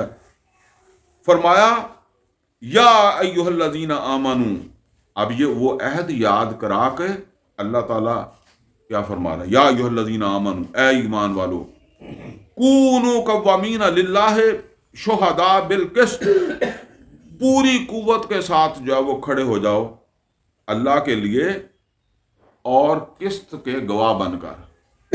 اچھا یہ آپ کو یاد ہوگا کیونکہ ابھی ہم نے تازہ ہی پڑھی ہے نا، کوئی زیادہ پیچھے نہیں گئے. سورہ نساء بھی ہم نے پڑھی تھی نا پچھلی کلاسوں میں، اور اس میں ایک آیت تھی، آیت نمبر سورہ نساء کی آیت نمبر 135. اس کے میں بھی یہ مضمون جو ہے جو سٹارٹ کا ہے وہ ایک جیسا ہی ہے. اور اس کا میں ذرا تھوڑا آپ کو ترجمہ کر کے یاد کرا دیتا ہوں تاکہ تازہ ہو جائے آپ کے ذہن میں. وہاں اللہ تعالیٰ نے یہ بات فرمائی تھی کہ یا ایھا الذین آمنوا کونوا قوامین بالقسط شہداء للہ، اے ایمان والو پوری طاقت کے ساتھ، قوت کے ساتھ جب وہ کھڑے ہو جاؤ اللہ کے لیے، جو ہے وہ گواہ بن، اللہ کے گواہ بن کر عدل و انصاف کے لیے پوری طاقت سے جو ہے وہ کھڑے ہو جاؤ. اور پھر سب سے پہلے اللہ کا تقاضا، عدل کا تقاضا اور اللہ کی گواہی کا تقاضا یہ ہے کہ تم اپنے خلاف گواہی دو. اگر تمہارے خلاف گواہی جاتی ہے نا، وَلَوْ عَلَىٰ أَنفُسِكُمْ، اگرچہ وہ گواہی کس کے خلاف جائے؟ تمہاری اپنی ذات کے. وہاں تفصیل سے بات ہوئی ہے، میں اب وہ دوبارہ تفصیل میں نہیں جاؤں گا. وَلَوْ عَلَىٰ أَنفُسِكُمْ، پھر کیا اپنے بعد کون ہے؟ اول والدین، تمہاری ماں ہے، تمہارا باپ ہے، اور آگے کوئی اور قرابت دار ہے. ٹھیک ہے، مطلب کوئی بھی ہے، وہ تمہاری اس انصاف کے اوپر جو ہے وہ کھڑے رہنے کے حوالے سے جو ہے وہ تمہیں ڈگمگا نہ سکے. کوئی رشتہ داری، یہاں تک کہ خود اپنا تحفظ بھی تمہیں جو ہے وہ اپنے خلاف گواہی دینے سے جو ہے وہ نہ روک سکے. آگے یہ فرمایا ان یکن غنیا او فقیرا، کیونکہ بعض اوقات یہ ہوتا ہے کہ آدمی کسی امیر جو ہے نا عام طور پر اس کا بھی لحاظ کرتا ہے کہ یار آدمی اچھا عزت دار آدمی ہے، عزت دار کے حساب سے ہوتا ہے، پیسے دولت والا ہے، محلے والے عزت کرتے ہیں، اب غلطی ہو گئی ہے تو اس کو کسی طریقے سے نکلوا دیں. ان یکن غنیا، اور یا بعض اوقات یہ ہوتا ہے کہ فقیر کے ساتھ ہمدردی آ جاتی ہے، غریب آدمی ہے یار، جس کا نقصان کیا ہے وہ تو دولت مند ہی ہے نا، اس کو کیا فرق پڑتا ہے، وہ مال مالک ہے. تو یہ فقیر ہے، اس کے ساتھ ہمدردی آ گئی. تو فرمایا فاللہ اولیٰ بہما، اللہ ان دونوں کا تم سے زیادہ جو ہے وہ خیر خواہ ہے. تم زیادہ خیر خواہی نہ دکھاؤ، اللہ خیر خواہ ہے اس کا، تم بات کرو سیدھی. تو وہاں جو عدل کی بات آئی تھی نا، وہ آئی تھی جو تمہارے دل میں کسی کی ہمدردی یا کسی کا لحاظ پیدا ہوتا ہے. سب سے پہلے اپنا لحاظ پیدا ہوتا ہے، پھر اپنے ماں باپ کا لحاظ پیدا ہوتا ہے، پھر کسی قرابت دار کا پیدا ہوگا، کسی امیر کا لحاظ پیدا ہو جائے گا، پھر کسی غریب کا پیدا ہو جائے گا. اللہ نے کہا کہ نہیں.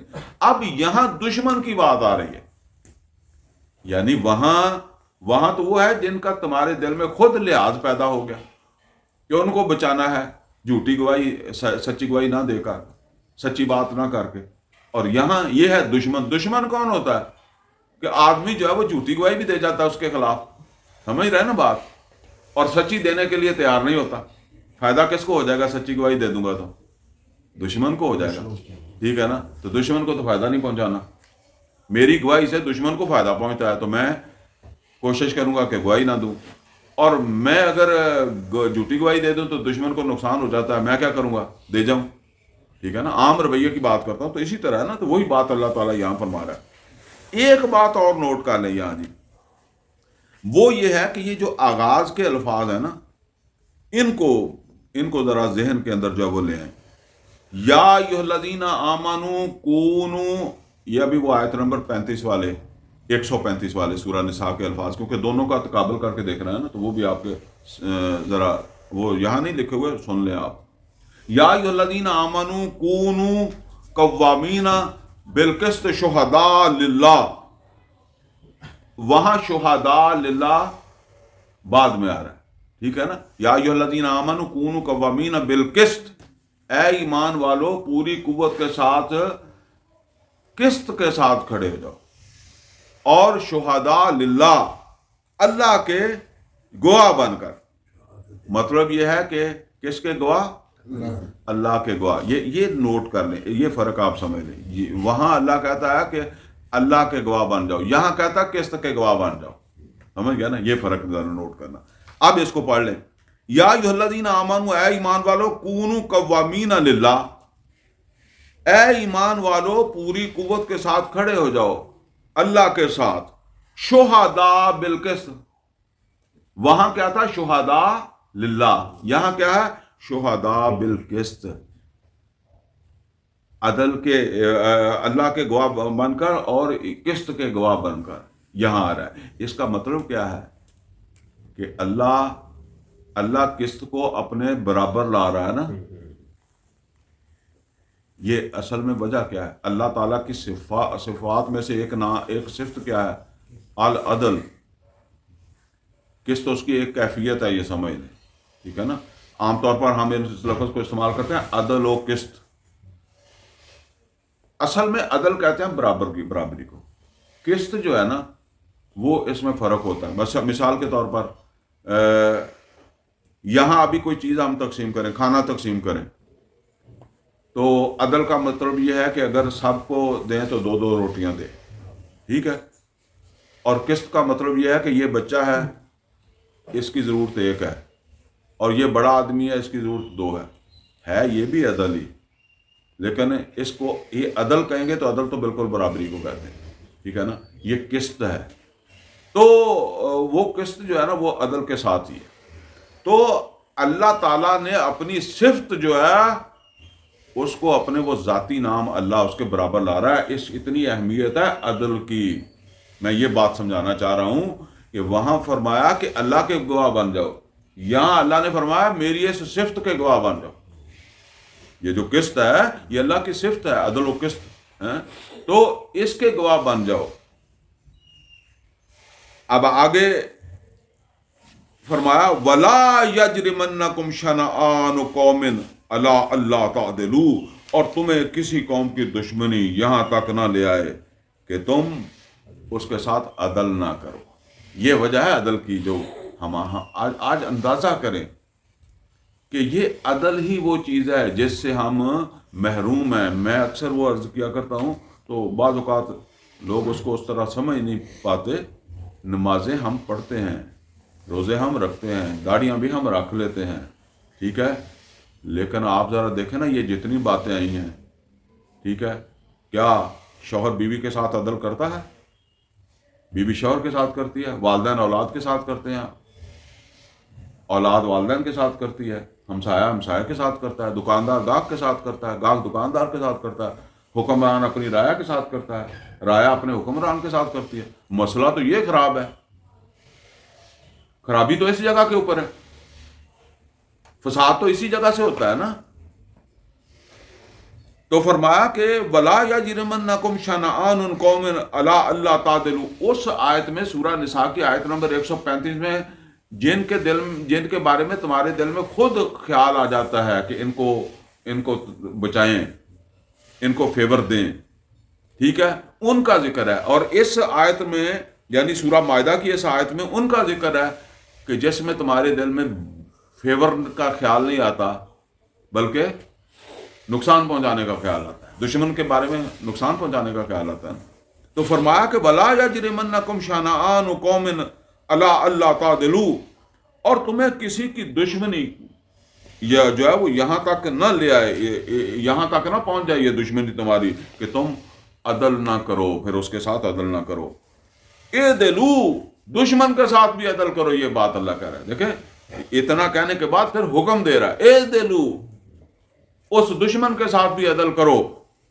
ہوا اقرب للتقوی، یہ تمہیں تقوی کے قریب کرے گی. یہ ہے، ورنہ ہم تو کسی کے ساتھ وہ کاج ہو جائے، دل کوئی بغض پیدا ہو جائے کسی وجہ سے ہو گیا تو پھر آپ اس کی ہر شے کوئی رد کریں گے.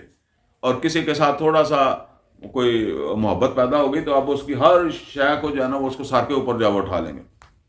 یہ ہمارے پورے معاشرے کا یہ حال ہے. مطلب یہ ہے کہ یہ آپ اوپر سے نیچے تک جو ہے وہ دیکھیں. اسی طرح ہوتا ہے کسی سیاستدان کو اگر ہم نے پسند کر لیا تو اب سارا کچھ ہی اس کا پسند ہی پسند ہے. اس میں ہم سیگریگیٹ نہیں کر سکتے کہ یہ اس میں خرابی ہے، یہ اس میں خوبی ہے. اور عام طور پر ہوتا بھی ایسے ہی ہے کہ کوئی دوسرا بندہ اس کی کوئی خوبی کو کرے تو اس کا مخالف کیا کرے، وہ فلاں ہی بات اس کی دیکھی، ٹھیک ہے نا، مطلب فلاں بات کی وجہ سے اس کو کیوں تم جو ہے وہ مان رہے ہو کہ یہ ٹھیک ہے، یہ اچھی ہے. تو یہ بات ہے. فرمایا اعدلوا، عدل کرو ہوا اقرب للتقوی. یہ مشکل کام ہے کیونکہ انسان ایسا ہے کہ جب اس کے دل میں کسی کے خلاف کوئی نفرت پیدا ہو گئی ہے نا تو اس نے اب پہچان کرنی نہیں ہے کہ یہ کام اس کا اچھا ہے, یہ بات اس کی جو ہے وہ اچھی ہے, ٹھیک ہے. یہ جیسے ہم کہتے ہیں کہ یار اس کے اوپر تو تم شاباش کے مستحق ہو, نہیں اب یہ شاباش کا مستحق نہیں ہے. یا پھر یہ ہے کہ اگر میری طرف سے اس کو پسندیدگی حاصل ہو گئی ہے تو پھر اس کی برائی پر بھی اس کو شاباش ہے, پھر اس کے گناہ پر بھی اس کو شاباش ہے, پھر اس پر بھی میں فیصلہ نہیں کرتا. تو اس وجہ سے اتنا زور دیا جا رہا ہے. اور خاص طور پر جب حکمرانی قائم ہونے والی ہے نا تو اب ان چیزوں کی اور زیادہ اہمیت ہو جائے گی. وہ میں جو کہا کرتا ہوں کہ اسلام نبی صلی اللہ علیہ وسلم نے تو عرب کی حدود کے اندر پھیلایا, اصل میں اسلام اسی صفت کی وجہ سے پھیلا ہے. جس طرح آپ یہاں بیٹھے ہوئے یورپ سے متاثر ہوتے ہیں تو آپ کیا وہاں کے نمازوں سے متاثر ہوتے ہیں؟ وہاں انہی خوبیوں سے متاثر ہوتے ہیں نا. تو ہم مطلب یہ ہے کہ یہاں تو کوئی بھی نہ ٹھہرے اگر وہ وہاں کے ویزے دیں نا, وہ کہیں جی آ جاؤ, وہاں جا کے مزدوریاں ہی کرتے ہیں, وہاں جا کر کون سا جب عرش پر بیٹھ جاتے ہیں. جو کام یہاں نہیں کرتے وہاں جا کر کرتے ہیں. میرا بیٹا جو ہے وہ ایک دن مجھے کہنے لگا ابا جی اس وقت تو کمرے میں ناشتہ منگواتے تھے, اب خود بنانا پڑتا ہے.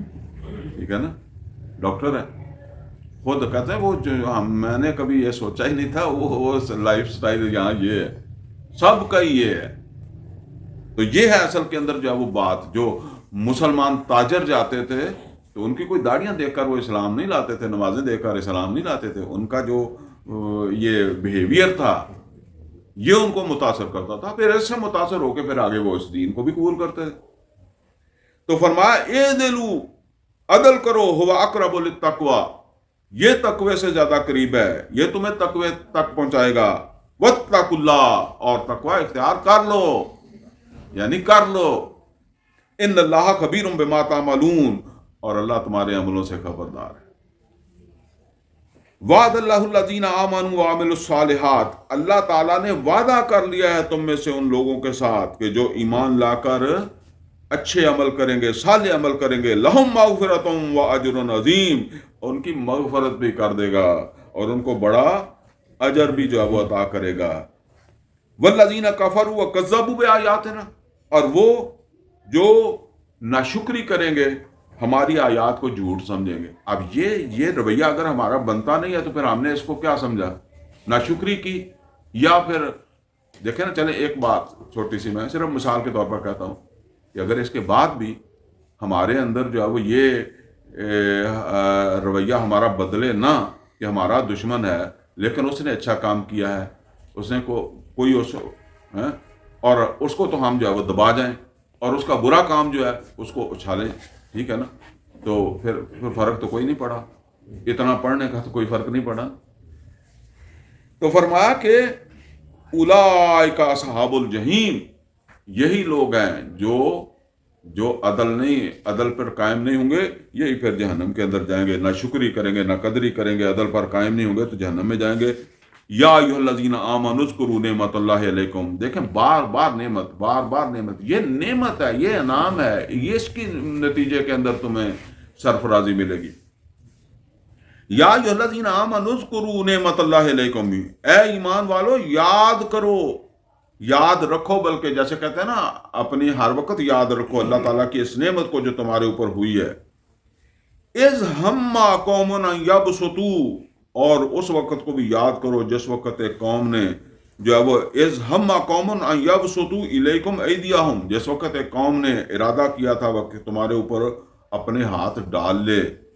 یعنی اب یہ اشارہ کس طرف ہو رہا ہے کہ تو اب تم نے مکہ فتح کر لیا ہے, تو اس وقت کو یاد کرو جب تم خندق کھود کر اندر بیٹھے تھے, ٹھیک ہے نا, وہ باہر بیٹھے تھے اور تم باہر نہیں نکل رہے تھے, وہ ویلا بھی یاد کرو. جیسے کہتے ہیں نا وہ ویلا یاد کرایا اللہ نے, کبھی وہ ویلا بھی تھا. اور کبھی تم عمرے کے لیے آئے تھے تو تمہیں انہوں نے واپس کر دیا تھا, صلح حدیبیہ کر کے آنے نہیں دیا تھا. تو یہ لہٰذا ان باتوں کو یاد رکھو گے تو سیدھے رہو گے جیسے کہتے ہیں. پھر اللہ تعالیٰ کا انعام بھی تمہیں یاد رہے گا کہ کتنی مہربانی اللہ نے کر دی. इस हम्मा कौमन यब सतु इलेकुम ऐदियहुम, जिस वक्त एक कौम ने जो है वो इरादा किया था कि तुम्हारे ऊपर हाथ डाल ले, फ़कफ़्फ़ा ऐदियहुम अनकुम, तो अल्लाह ताला ने उनके हाथ रोक दिए, तुम तक पहुंचने नहीं दिए। वत्तकुल्लाह, लिहाजा इस नेमत को याद करके अल्लाह का तक़वा इख्तियार करो। वअलल्लाहि फलयतवक्कलिल मोमिनून, और अल्लाह ही के ऊपर जब भरोसा करना चाहिए ईमान वालों को। वैसे बात तो हर एक अहम ही है, लेकिन अभी एक और बड़ी अहम बात आ रही है। फरमाया वलक़द अख़ज़ल्लाहु मीसाक़ बनी इसराइल। अब ये बनी इसराइल का तज़किरा करने के बाद समझाया तो मुसलमानों को जा रहा है, क्योंकि खराबी यही मुसलमानों में आज पैदा भी हो गई है ना। तो मुसलमानों को तो असल में मुस्तकबिल के लिए समझाया जा रहा है कि तो मुस्तकबिल में ये गलतियां न करना। वलक़द अख़ज़ल्लाहु मीसाक़ बनी इसराइल, अल्लाह ताला फरमाता है कि बेशक हमने एक वादा लिया था बनी इसराइल से। मीसाक़ वही मीसाक़ पीछे भी हमने पढ़ा, हमारे भी मीसाक़ का जिक्र आया। वबअसना मिनहुम मुस्नई अशरा नकीबा, और हमने उनके अंदर जो वो 12 जो है वो सरदार मुकर्रर किए या 12 नकीब मुकर्रर किए। ये मूसा अलैहिस्सलाम ने फिर उनके अंदर जो 12 कबीले थे, 12 सरदार बना दिए अपने अपने ग्रुप के। नबी सल्लल्लाहु अलैहि वसल्लम जब मदीने आए थे तो नबी सल्लल्लाहु अलैहि वसल्लम ने मदीने में 12 नकीब मुकर्रर किए थे, ओस और खजरज में। 9 नकीब जो है वो बनाए थे खजरज में, और 3 बनाए थे ओस में। तो जो है ना वो भी 12 थे और ये भी 12। ये तो मैंने वैसे ही आपको बता दिया कि नबी सल्लल्लाहु अलैहि वसल्लम ने भी उनमें बनाए थे। तो फरमाया वबासना मिनहुम मुस्नई अशरा नकीबा, तो अल्लाह ताला फरमाते हैं कि उनके अंदर फिर 12 नकीब जो है वो मुकर्रर किए हमने। वकाल अल्लाहु इन्नी माकुम, तो अल्लाह ताला ने फरमाया कि मैं तुम्हारे साथ हूं। लाइन अक़मतुमुस्सलाह, बशर्ते कि तुमने नमाज कायम किए रखी। अब ये शर्तें पढ़ते जाएं, ठीक है ना, कि मैं तुम्हारे साथ हूं कब तक, जब तक तुम ये शर्तें पूरी करो। शर्त क्या है? लाइन अक़मतुमुस्सलाह, अगर तुमने नमाज कायम किए रखी, व आतयतुमुज़्ज़काह, और तुम ज़कात देते रहे, व आमनतुम बिरुसुली, और मेरे रसूलों पर ईमान लाते रहे, मेरे रसूलों की बात मानते रहे। और अगली बात, ये 3 शराइत हो गई। और अगली शर्त क्या है? वह अज़्ज़रतुमूहुम, और फिर रसूलों की तुम मदद करते रहे। ये अहम तरीन जो चीज़ है ना, ये मैं अभी जहाँ नबी सल्लल्लाहु अलैहि वसल्लम के हवाले से बात हुई है वो भी आपको सुनाऊंगा। लेकिन वह अज़्ज़रतुमूहुम, तो तुम जो है उनकी मदद भी करते रहे, तुम उनकी मदद भी करोगे। और उनकी मदद, अच्छा रसूलों की मदद किस काम में अल्लाह ने लेनी है भला? दीन, उसी मिशन पर जिसको लेकर रसूल आए हैं। नबी सल्लल्लाहु अलैहि वसल्लम ने कभी अपने ज़ाती कामों के लिए वो किसी से मदद बंदा लेता है या ली भी होगी, लेकिन असल में तो जो मदद है वो है अल्लाह के काम में, ठीक है ना। ये दीन की सरबलंदी की जो जद्दोजहद है इसमें। अब इसमें तुमने क्या करना है? वह अक़रज़्तुमुल्लाह क़र्ज़न हसना, ज़कात का जिक्र तो पीछे आ गया ना। ये अब कौन सा कर्जा है? ये वो है जो तुमने उस मिशन में लगाना है, समझ गया ना। उस मिशन में जो तुमने खर्चा करना है, जिसको हमारी ज़बान में कहते हैं इन्फाक फी सबीलिल्लाह, उस मिशन में जो तुमने इन्फाक करना है। वह अक़रज़्तुमुल्लाह क़र्ज़न हसना, और तुम अल्लाह को कर्ज़ हसना दोगे। वो ज़ाहिर बात है कि नबी सल्लल्लाहु अलैहि वसल्लम जब ये फरमा रहे हैं कि तबूक की तरफ को जाना है और जिस आदमी को जो कुछ है वो लेकर आए, ये वो उसकी बात होती कि अल्लाह को कर्ज़ हसना दोगे। अब ये 4 हैं या 5 शर्तें हैं, गिनना मैं फिर भूल गया, लेकिन आप समझ लें। इसके बाद क्या फरमाया? अगर तुम ये सारी शर्तें पूरी करोगे, ला उकफ़िरन्ना अन्कुम सय्यिआतिकुम, तो मैं छोटी मोटी तुम्हारी जो है ना सय्यिआत वो तो वैसे ही दूर कर दूंगा।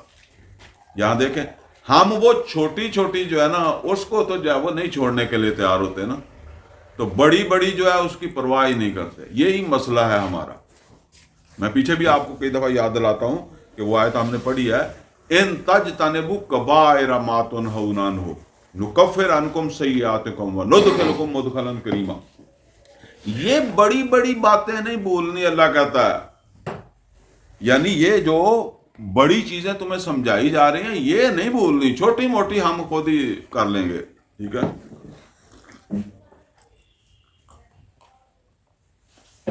और इससे के उल्टा रवैया क्या है कि बड़ी बड़ी जो है उनको भूल जाओ और छोटी छोटी के साथ लटक जाओ।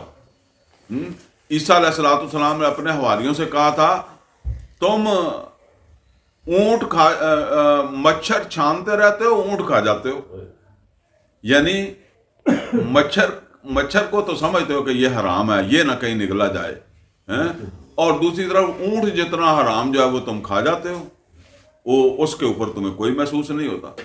तो ये बात है जो अल्लाह ताला यहाँ फरमा रहा है कि जो बड़ी बड़ी बातें तुम्हें बताई गई है ना, इस पर मुहतात रहना। बाकी जो फिर ज़ाहिर है, बाकी जब कोई इसके अलावा होंगी कोई छोटी मोटी चीज़ें, ला उकफ्फिरन अन्कुम सय्यातिकुम, और वो हम ढांप देंगे, वो हम दूर कर देंगे। वला उदखिलन्नकुम जन्नातिन तजरी मिन तहतिहा अल-अनहार, मतलब यह है कि इनकी वजह से तुम्हें हम जन्नत से जाने से नहीं रोकते, हम तुम्हें दाखिल कर देंगे। इन पाबंदियों का, इनके पाबंद रहे तो तुम्हें दाखिल कर देंगे उन बागात में जिनके नीचे नहरें बहती हैं। अच्छा, इसके साथ ही अभी हम ज़रा इसको भी जो वो पढ़ लें कि फिर जो नबी सल्लल्लाहु अलैहि वसल्लम की का साथ और आपकी मदद के हवाले से जो आयत आई है सूरा आराफ में, वो आयत है 157 नंबर। जब मूसा अलैहिस्सलाम तूर के ऊपर गए थे ना, तो उस वक़्त मूसा अलैहिस्सलाम ने अल्लाह ताला से रहमत की दुआ मांगी थी। वाक़या जब हम वहाँ पढ़ेंगे वहाँ कर लेंगे, मैं सिर्फ एक शार्ट करके आपको सिर्फ बताना चाहता हूँ। अल्लाह से रहमत की दुआ की मूसा अलैहिस्सलाम ने, तो अल्लाह ताला ने कहा कि मूसा, तेरे ऊपर तो या तेरे साथियों के ऊपर तो मेरी रहमत जो है, एक रहमत मेरी उस नबी के मानने वालों पर भी होगी, और वो नबी है मोहम्मद सल्लल्लाहु अलैहि वसल्लम, नबी उम्मी।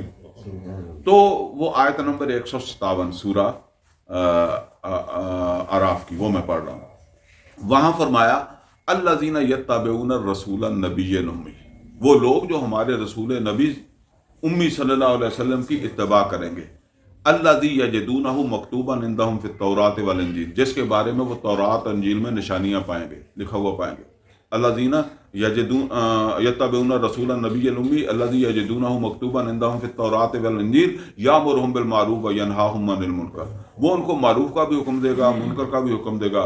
व युहिल्लु लहुमुत तय्यबात व युहर्रिमु अलैहिमुल खबाइस, वो उनको हलाल भी बताएगा, हराम भी बताएगा। व याज़अु अन्हुम इसरहुम वल अगलाल अल्लती कानत अलैहिम, और वो उनसे वो बोझ भी उतार देगा जो उन्होंने खुद अपने ऊपर जो वो डाले हुए। तफसील से हम पढ़ेंगे जब सूरा आराफ पढ़ेंगे इस आयत को, बड़ी अहम आयत। आगे जो यहाँ आकर लिंक उसका लगा है, तो फरमाया कि फल्लज़ीना आमनू बिही, तो वो लोग जो हमारे उस रसूल के ऊपर जब वो ईमान लाएंगे, फल्लज़ीना आमनू बिही व अज़्ज़रूहु, और उस रसूल की मदद करेंगे, वज़्ज़रूहु व नासरूहु, और उसकी तायीद करेंगे, साथ खड़े होंगे। दो लफ्ज़, वज़्ज़रूहु व नासरूहु व तबा नूर अल्लज़ी उनज़िला माहू, और उस नूर की, उस कुरान की पैरवी करेंगे जो हम उसके जब वो साथ नाज़िल करेंगे। व तबा नूर अल्लज़ी उनज़िला माहू उलाइका हुमुल मुफ़्लिहून। अब यहाँ देखें, अल्लाह ताला फरमा रहा है कि वो फलाह पाएंगे, वो कामयाब होंगे जो उस रसूल की मदद करेंगे, उस रसूल की जब वो तायीद करेंगे। तो अब ये जो तायीद है, ये जो मदद है, ये किस काम के अंदर है? मैंने पहले भी आपसे जो है अर्ज किया कि जो अल्लाह ताला ने बनी इसराइल को कहा था कि वो लोग जो मेरे रसूलों पर ईमान लाएंगे, रसूलों की बात मानेंगे, और वो 5-6 शर्तें, उसमें इन्फाक भी करेंगे और रसूलों की मदद करेंगे। तो रसूलों की मदद किस काम के लिए करेंगे? रसूलों ने घर बनाना है, उसमें उनकी मदद करेंगे, वहां का मजदूरी करेंगे दीन के गलबे के लिए, ठीक है ना। तो वहां सूरा आराफ की आयत नंबर 157 में जो मोहम्मद और रसूलुल्लाह सल्लल्लाहु अलैहि वसल्लम की मदद है, वो किस काम में है? वो भी अल्लाह के दीन के लिए है। तो वो तो सहाबा ने की है, तो अब वो दीन के साल में है। اور کیا اب رسول کی اس کام میں ہمارا جو لگنا ہے یہ رسول کی مدد ہے. کیوں رسول کی مدد ہے بھئی؟ آج آپ کہیں یہ رسول کی مدد کیوں ہے؟ بھلا پتہ ہے آپ کو قیامت تک رسالت کس کی ہے؟ محمد رسول اللہ صلی اللہ علیہ وسلم. کام رسول اللہ صلی اللہ علیہ وسلم کا ہے. بھئی اگر دین غالب ہوگا تو کس کی رسالت جو ہے وہ کس رسول کی شریعت ہے جو غالب آئے؟ محمد رسول اللہ صلی اللہ علیہ وسلم کی ہے نا. تو آج بھی یہ کام تقاضا کرتا ہے کہ نہیں کرتا کہ اس کے لیے جو ہے ہم جہاں ہم نمازیں پڑھتے ہیں، روزے رکھتے ہیں، وہاں ہم اس دین کے غلبے کے لیے بھی جو ہے وہ جدوجہد کریں، اس کے لیے اپنی صلاحیتیں لگائیں، اس کے لیے اپنے وسائل لگائیں، جان مال وقت صلاحیت اس کے لیے جو ہے وہ کھپائیں، وہی فلاح پائیں گے. نوٹ کریں یہ بات جو ہے وہ یہاں اللہ یہی تو کہہ رہا ہے کہ انہوں نے رسولوں کی مدد نہیں کی. اور آگے جا کر وہ آج پھر میں وہ بھول گیا بتانا جو اس ہمارے آج کے درس کے اندر جو اہم ترین جو ہے وہ اہم تو سارے ہیں، پھر میں جب ایسے کہتا ہوں تو مجھے پھر وہ اپنے دل میں احساس ہوتا ہے کہ باقی غیر اہم ہے. نہیں، غیر اہم باقی بھی نہیں ہے، لیکن ایک بڑی چیز میں نے نکالی ہے کہ جہاد و قتال سے انکار پر اللہ کی ناراضگی. وہ بات ہے اصل کے اندر کہ رسولوں کی مدد نہیں کی، تو آج ہم بھی نہیں کر رہے. تو فرمایا کہ ان سے یہ کہا کہ اگر یہ شرطیں پوری کرو گے تو تمہیں ہم چھوٹی موٹی برائیاں تمہاری دور کر دیں گے، اور تمہیں وَلَأُدْخِلَنَّكُمْ جَنَّاتٍ تَجْرِي مِن تَحْتِهَا الْأَنْهَارُ، تمہیں ان باغات میں داخل کر دیں گے جن کے نیچے نہریں بہتی ہوں گی. فَمَنْ كَفَرَ بَعْدَ ذَلِكَ، تو جس نے اس کے بعد ناشکری کی. کیا ناشکری ہے؟ رسولوں کی مدد نہیں کی، نماز نہیں پڑھی. وہ ساری شرطیں آپ پیچھے پڑھ لیں، اس کو جو ہے وہ فَمَنْ كَفَرَ بَعْدَ ذَلِكَ مِنْكُمْ، پھر جس نے تم میں سے ایسی ناشکری کی، فقط ضل سوا سبیل، تو وہ ایمان تو لایا تھا، وہ گمراہ ہو چکا. ذرا نوٹ کرے، یعنی ایمان تو وہ لایا تھا لیکن وہ ان شرائط کو پورا نہ کرنے کے نتیجے میں فقط ضل سوا سبیل، وہ سیدھے راہ سے ہٹ گیا. لیکن وہ کیا اپنی جگہ سمجھتا ہے کہ میں سیدھا ہی جا رہا ہوں. بھٹکا ہوا، اگر اسے بھٹکے ہونے کی سمجھ آ جائے، میں بھٹکا ہوں تو وہ کسی سے پوچھ لے گا، کھڑا ہو کر جب وہ تلاش کرے گا. لیکن جب تک اسے پتہ ہی نہیں ہے تو وہ چلتا جا رہا ہے. ٹھیک ہے نا. فقط ضل سوا سبیل، تو وہ سیدھے راستے سے بھٹک گیا. فَبِمَا نَقْضِهِمْ مِيثَاقَهُمْ، بڑی اہم بات ہے. فَبِمَا نَقْضِهِمْ مِيثَاقَهُمْ، بسبب اس کے کہ انہوں نے یہ میثاق توڑ دیا. یہ جو پیچھے شرطیں آئی بیان کی ہیں ان کو پورا نہیں کیا. فَبِمَا نَقْضِهِمْ مِيثَاقَهُمْ، بسبب اس کے کہ انہوں نے اس میثاق کو توڑ دیا. ہم نے بھی توڑ دیا. قَالُوا سَمِعْنَا وَأَطَعْنَا، ٹھیک ہے نا. وہ ہم پیچھے میثاق، یہ سارا میثاق ہی کیا حوالہ ہے، سارا آ رہا ہے نا. فَبِمَا نَقْضِهِمْ مِيثَاقَهُمْ، بسبب اس کے کہ انہوں نے میثاق کو، وعدے کو توڑ دیا. لَأَنَّهُمْ، ہم نے ان پر لعنت کر دی. اللہ کہتا ہے کہ ہم نے ان پر لعنت کر دی. کیوں؟ انہوں نے میثاق توڑ دیا. میں آپ کو رسول اللہ صلی اللہ علیہ وسلم کی حدیث بھی سناؤں گا، آج نہیں پر، کیونکہ یہ مضمون جو ہے نا، یہ میرے خیال میں 86-87 نمبر آیت میں کہیں جا کر جو ہے وہ ٹاپ پر جانا ہے. لَعِنَ الَّذِينَ كَفَرُوا مِن بَنِي إِسْرَائِيلَ عَلَىٰ لِسَانِ داؤد وعیسیٰ ابن مریم، جہاں نبی صلی اللہ علیہ وسلم نے فرمایا مسلمانوں تم پر بھی اللہ لعنت کر دے. جب تمہارا رویہ ایسا ہونا ہے نا تو پھر تم بھی اللہ کے ہم ملعون قرار پاؤ گے. وہاں میں وہ حدیث لے کر آؤں گا انشاءاللہ، وہ آپ کو سناؤں گا، کافی طویل حدیث ہے. لیکن آج یہ سمجھ لیں کہ جب جیسے ان پر لعنت ہوگی میثاق کو توڑنے کے سبب، ایسے یہ ہمیں سنانے کو کیا بات ہے، پھر تم بھی ایسے جب وہ اس کے مستحق بن جاؤ گے. تو فرمایا فَبِمَا نَقْضِهِمْ مِيثَاقَهُمْ، بسبب اس کے کہ انہوں نے میثاق توڑ دیا تھا. لَأَنَّهُمْ، ہم نے ان کے اوپر جو وہ لعنت کر دی. وَجَعَلْنَا قُلُوبَهُمْ قَاسِيَةً، تو ہم نے ان کے دل سخت کر دیے. ذرا غور کریں، دل سخت ہو جائیں تو کیا ہوتا ہے؟ نصیحت اثر ہی نہیں کرتی. کبھی آپ ذرا غور کریں کہ جو رشوت لے رہا ہے اس کو اس رشوت کا نہیں پتہ ہوتا کہ نبی صلی اللہ علیہ وسلم نے فرمایا الراشی والمرتشی کلاہما فی النار. تو کوئی اثر ہوتا ہے؟ کتنے لوگ سود میں ملوث ہیں اور کیا ان کو پتہ نہیں ہے کہ حرب من اللہ و رسول ہے؟ دل اور کیسے سخت ہونا ہے؟ آپ سمجھتے ہیں سینہ پاڑیں گے تو اندر سے پتھر نکلے گا؟ سورہ بقرہ کے اندر اللہ تعالیٰ نے یہودیوں کے بارے میں فرمایا کہ ثم قست قلوبہم، پھر ان کے دل جو ہے وہ سخت ہوتے چلے گئے. یہ میرے خیال میں سورہ بقرہ کے اندر کوئی 74 نمبر شاید آئے تھے.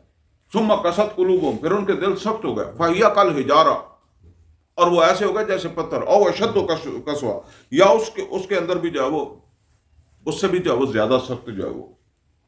تو آج سخت ہونے کا مطلب یہی ہے کہ کوئی جہنم کا ڈر ہی نہیں رہا، کوئی جنت کا چاہت ہی نہیں رہی. ٹھیک ہے، تو فرمایا نتیجہ یہ ہوا کہ لعنت سے بھی کوئی اثر نہیں ہوا ان کو. یعنی ایک تو یہ ہے نا کہ لعنت کا ہی کوئی اثر ہو گیا تو اندر نے کہا جی میں تو نکلوں اس سے. وجعلنا قلوبہم قاسیہ، تو دل ان کے ہو گئے سخت لعنت کے بعد. یحرفون کلمۃ عن مواضع، تو پھر وہ اس کام میں لگ گیا کہ کلام کو اس کی جگہ سے ہلانے، باتوں میں رد بدل کرنے. اور آج ہمارے بھی چونکہ ہم مجموعی طور پر جو ہے وہ ہم دین کی طرف راغب نہیں ہیں، تو آپ کو پتہ چلے گا کہ کتنا لوگ دین کے نام پر جو ہے وہ دین فروشی کرتے ہیں. دین کے نام پر جتنی دین فروشی میں سمجھتا ہوں کہ ہمارے معاشرے کے اندر ہوتی ہے نا، وہ اب کیا کر رہے ہیں یہ پیر اور دوسرے تیسرے اور وہ جو ہے نا وہ ہر جگہ ایسے لوگ پائے جاتے ہیں. پھر وہ شرازی صاحب کہہ دیتے ہیں جی آپ مولویوں کا نام لیتے ہیں. میں اس وجہ سے نہیں لے رہا، ٹھیک ہے نا. تو کبھی اندر وڑ کے دیکھو کہ اے دین کنا دین دے نا دے تے کنی دین فروشی کر دیا، پھر تمہیں پتہ لگے گا نا. ہر لوگ سارے ہی کر دیا، لیکن کوئی دکان تے بیٹھا کردا تے کوئی کسی مدرسے بہ کے کر لینا، کوئی کسی خانقاہ چ بہ کے کر لینا، کوئی کسی جگہ تے کر لینا. یحرفون الکلمۃ عن مواضع، یہ سب اسی وجہ سے دل ان کے بھی سخت ہوئے ہیں، وہ بھی ہمارے جیسے ہی ہیں. تو وَنَسُوا حَظًّا مِمَّا ذُكِّرُوا بِهِ، اور نتیجہ وہ بھول گئے اس نصیحت کو جو ان کو، مطلب یہ ہے کہ وہ جو ان کو سمجھایا تھا، وہ جو نصیحت تھی جس کے ذریعے سے ان کو نصیحت کی تھی، وہ نصیحت والی بات ہی بھول گئے. اب نتیجہ بتا رہا ہے اللہ، وَلَا تَزَالُ تَطَّلِعُ عَلَىٰ خَائِنَةٍ مِّنْهُمْ، نتیجہ تھا یہ خائن ہو گئے، خیانت، دھوکہ بازی، مکاری. فرمایا نتیجہ کیا ہے؟ وَلَا تَزَالُ تَطَّلِعُ عَلَىٰ خَائِنَةٍ مِّنْهُمْ، ہمیشہ آپ ان کی خیانت کی اطلاع پاتے ہی رہیں گے. جی فلاں جگہ جو ہے وہ کسی یہودی نے اور وہاں کسی نے ایسا کر لیا، کیونکہ اس وقت مسلمانوں میں تو یہ خرابی آئی نہیں تھی نا ابھی، ٹھیک ہے نا. یعنی وہ اس معنی پہ فلاں جگہ اللہ کی کتاب کے ماننے والے نے یہ خیانت کر دی، جی فلاں جگہ یہ کر دی. اب قرآن کو ماننے والے یہی کر رہے ہیں. الا قلیلا منہم، کچھ ان میں سے بھی بچے ہوئے تھے، کچھ یہاں بھی بچے ہوئیں گے، ٹھیک ہے نا. بس یہی بات ہے، الا قلیلا منہم، اور تھوڑے بچے ہیں. فاعف عنہم واصفح، تو آپ درگزر کریں، چشم پوشی کریں. یعنی نبی صلی اللہ علیہ وسلم کو کہا جا رہا ہے کہ آپ اپنے کام کو دبا کے کریں، چشم پوشی کریں، یہ ایسے ہی کرنے والے ہیں. تو اسی طرح آج اگر اس معاشرے میں کوئی کھڑا ہوا تو کوئی بندہ ادھر دیکھا ہو سکا یہ ان کو چھوڑیں، آپ کام کریں سیدھے رستے کے اوپر، ٹھیک ہے نا. چلیں، ان اللہ یحب المحسنین، اللہ کو محبت جو ہے وہ بھلائی کرنے والے، نیکی کرنے والے، درجہ احسان تک پہنچنے والوں کے ساتھ ہی ہوتی ہے. یعنی وہ اللہ کے محبوب بننے کے لیے اپنا عمل جو ہے وہ درجہ احسان تک کو سامنے رکھ کر جو ہے نا وہ کرو، انجام دو. وَمِنَ الَّذِينَ قَالُوا إِنَّا النَّصَارَىٰ، اب یہ یہودیوں کی بات تھی تو یہاں آگے فرمایا وَمِنَ الَّذِينَ قَالُوا إِنَّا النَّصَارَىٰ، اور وہ جنہوں نے کہا کہ ہم نصارہ ہیں، أَخَذْنَا مِيثَاقَهُمْ، ہم نے ان سے بھی میثاق لیا. فَنَسُوا حَظًّا مِّمَّا ذُكِّرُوا بِهِ، تو وہ بھی اس نصیحت کو بھول گئے، اس چیز کو بھول گئے جو اس کے ذریعے ان کو سمجھایا گیا تھا، نصیحت کی گئی تھی. یہاں ان کے میثاق کی بات آ گئی ہے. فَأَغْرَيْنَا بَيْنَهُمُ الْعَدَاوَةَ وَالْبَغْضَاءَ إِلَىٰ يَوْمِ الْقِيَامَةِ، نتیجہ آتا ہے اللہ کہتا ہے کہ ہم نے ان کے درمیان ایک بغض پیدا کر دیا، بامی بغض. یہ بھی ایک سزا ہے میثاق کو توڑنے کی، بامی بغض آپس میں. تو آپس میں ہمارے کتنے گروہ ہیں. اب یہ ٹائم تھوڑا ہو گیا ہے، ورنہ آپ ذرا خود دیکھیں اس وقت. اللہ کہتا ہے یہ بھی ایک میثاق کو توڑنے کی سزا ہے. فَأَغْرَيْنَا بَيْنَهُمُ الْعَدَاوَةَ وَالْبَغْضَاءَ إِلَىٰ يَوْمِ الْقِيَامَةِ، اور اللہ فرماتا کہ اب یہ قیامت کے دن ان کا قیامت تک کے لیے بغض چلے گا ان کے درمیان. وَسَوْفَ يُنَبِّئُهُمُ اللَّهُ بِمَا كَانُوا يَصْنَعُونَ، اور بہت جلد وہ قیامت بھی آنے والی ہے تو اللہ بتا دے گا ان کو جو یہ کرتے رہے. یا اہل الکتاب، اہل کتاب، قد جاءکم رسولنا، یہ اب اہل کتاب کو کہا جا رہا ہے اہل کتاب آ گئے تمہارے پاس ہمارے رسول یعنی محمد صلی اللہ علیہ وسلم. یبین لکم کثیرا مما کنتم تخفون من الکتاب، جو بیان کرتے ہیں تمہارے لیے بہت ساری باتیں تمہارے جو تم اپنی کتابوں کی چھپاتے ہو، محمد رسول اللہ صلی اللہ علیہ وسلم اسے بیان کرتے ہیں. وَيَعْفُو عَنْ کثیر، اور بہت ساری چیزوں سے تو وہ درگزر کر جاتے ہیں. قد جاءکم من اللہ نور و کتاب مبین، بے شک تمہارے پاس آ گیا اللہ تعالیٰ کی طرف سے نور بھی اور ایک کھلی کتاب بھی. اچھا، یہاں مطلب یہ ہے کہ بعض لوگوں کی رائے یہ ہے کہ یہاں نور کہا گیا ہے محمد رسول اللہ صلی اللہ علیہ وسلم. امکانات دونوں ہی ہیں. ویسے آگے پیچھے دیکھیں تو قرآن کو اللہ تعالیٰ نے نور کہا ہے، ٹھیک ہے نا. تو لیکن جس طرح بعض اوقات ایک چیز کے دو مطلب ہو سکتے ہیں، تو وہ بس قرآن کا یہ ایک واحد مقام ہی ہے، ٹھیک ہے نا، جہاں اس بات کا بھی امکان ہے. لیکن اتنا ہی امکان اس بات کا بھی ہے کہ تمہارے پاس آ گیا ہے ہمارا قرآن جو ہے نا وہ اللہ تعالیٰ کی طرف سے، جو ایک بالکل واضح کتاب ہے، یعنی جس کے احکامات بالکل واضح ہیں. اب تو کم از کم تمہارے لیے کوئی کجی نہیں ہونی چاہیے یہ بات. تو فرمایا کہ یہدی بہ اللہ من اتبع رضوانہ، اور اس کے ذریعے سے اللہ تعالیٰ ہدایت دیتا ہے جو تابع ہونا چاہے اللہ کی رضا کے، یعنی جو اللہ کی رضا کے تابع ہو اس کو اللہ ہدایت دیتا ہے. سبل السلام، سلامتی کے راستے کی طرف. وَيُخْرِجُهُم مِّنَ الظُّلُمَاتِ إِلَى النُّورِ بِإِذْنِهِ، اور نکالتا ہے ان کو اندھیروں سے روشنی اور لاتا ہے روشنی کی طرف جو ہے وہ اس کے حکم سے، اپنے حکم سے. وَيَهْدِيهِمْ إِلَىٰ صِرَاطٍ مُسْتَقِيمٍ، اور ہدایت دیتا ہے انہیں جو ہے وہ سیدھے راستے کی طرف. لَقَدْ كَفَرَ الَّذِينَ قَالُوا إِنَّ اللَّهَ هُوَ الْمَسِيحُ ابْنُ مَرْيَمَ، اور بے شک کفر کیا ان لوگوں نے جنہوں نے کہا کہ مسیح جو ہے وہی اللہ ہے. یہ عیسائیوں کے اندر اس زمانے میں جب قرآن نازل ہو رہا تو ان میں ایک فرقہ ایسا بھی تھا جو کہتا تھا کہ یعنی ایک تو وہ تسلیش ہے نا سورہ نساء میں ہم نے پڑھی کہ جی 3 خداؤں کا تصور ہے. ایک یہ ہے کہ نہیں، خدا ہی عیسیٰ علیہ السلام، اللہ ہی عیسیٰ علیہ السلام کے روپ میں اس نے دار لیا روپ، یعنی یہ جو عیسیٰ ہیں یہی ہے، اللہ ہی ہے. اس طرح کا ہمارے بھی کچھ لوگ جو وہ کہتے ہیں کہ اللہ نے علی کا روپ دار لیا. شکر ہے نبی صلی اللہ علیہ وسلم کا نہیں کہتے، لیکن بہرحال علی اللہ اس طرح کے ان کے بھی آرا ہیں. وہ اہل تشیع کے کوئی ان کا ہے صاحب، بہرحال سارے نہیں، وہ بھی سارے نہیں، وہ بس کچھ لوگ ہیں ان کے بھی، اہل تشیع کے بھی بہت سارے فرقے ہیں آگے. تو بہرحال فرمایا کہ بے شک کہ جنہوں نے یہ بات جو ہے وہ کہی کہ اللہ جو ہے وہی وہ مسیح ابن مریم ہی ہے، تو انہوں نے یقیناً جو ہے وہ کفر کیا. قل فمن یملک من اللہ شیئا، قل فمن یملک من اللہ شیئا، تو ان سے کہیں کہ کس کا کون مالک ہے، کون اختیار رکھتا ہے اللہ تعالیٰ کے آگے کچھ بھی، یعنی کسی کا اختیار نہیں ہے اللہ کے آگے، مسیح کا اختیار نہیں ہے. ان اراد ان یہلک المسیح ابن مریم، اگر وہ ارادہ کر لے، کون ارادہ کر لے؟ اللہ ارادہ کر لے کہ میں نے ہلاک کر دینا ہے مسیح ابن مریم کو، وامہ، اور اس کی والدہ کو. اب یہ اللہ سمجھانے کے لیے، اندازہ کریں کہ سمجھانے کے لیے بات ہے کس طرح اللہ بیان فرماتا ہے.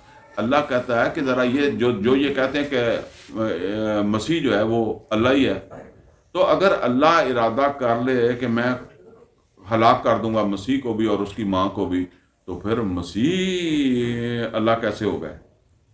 ٹھیک ہے نا، وہ کیسے ہو سکتا ہے؟ یا پھر یہ ہے کہ وہ پھر اللہ کا مقابلہ کرے. تو فرمایا کس کا اختیار ہے؟ کسی کا اختیار نہیں ہے. اللہ جب چاہے، مطلب یہ ہے کہ وہ کسی کو بھی ختم کر دے، مسیح کو ختم کر دے، اس کی والدہ کو ختم کر دے، کسی کا اختیار نہیں ہے اللہ کے آگے چلتا۔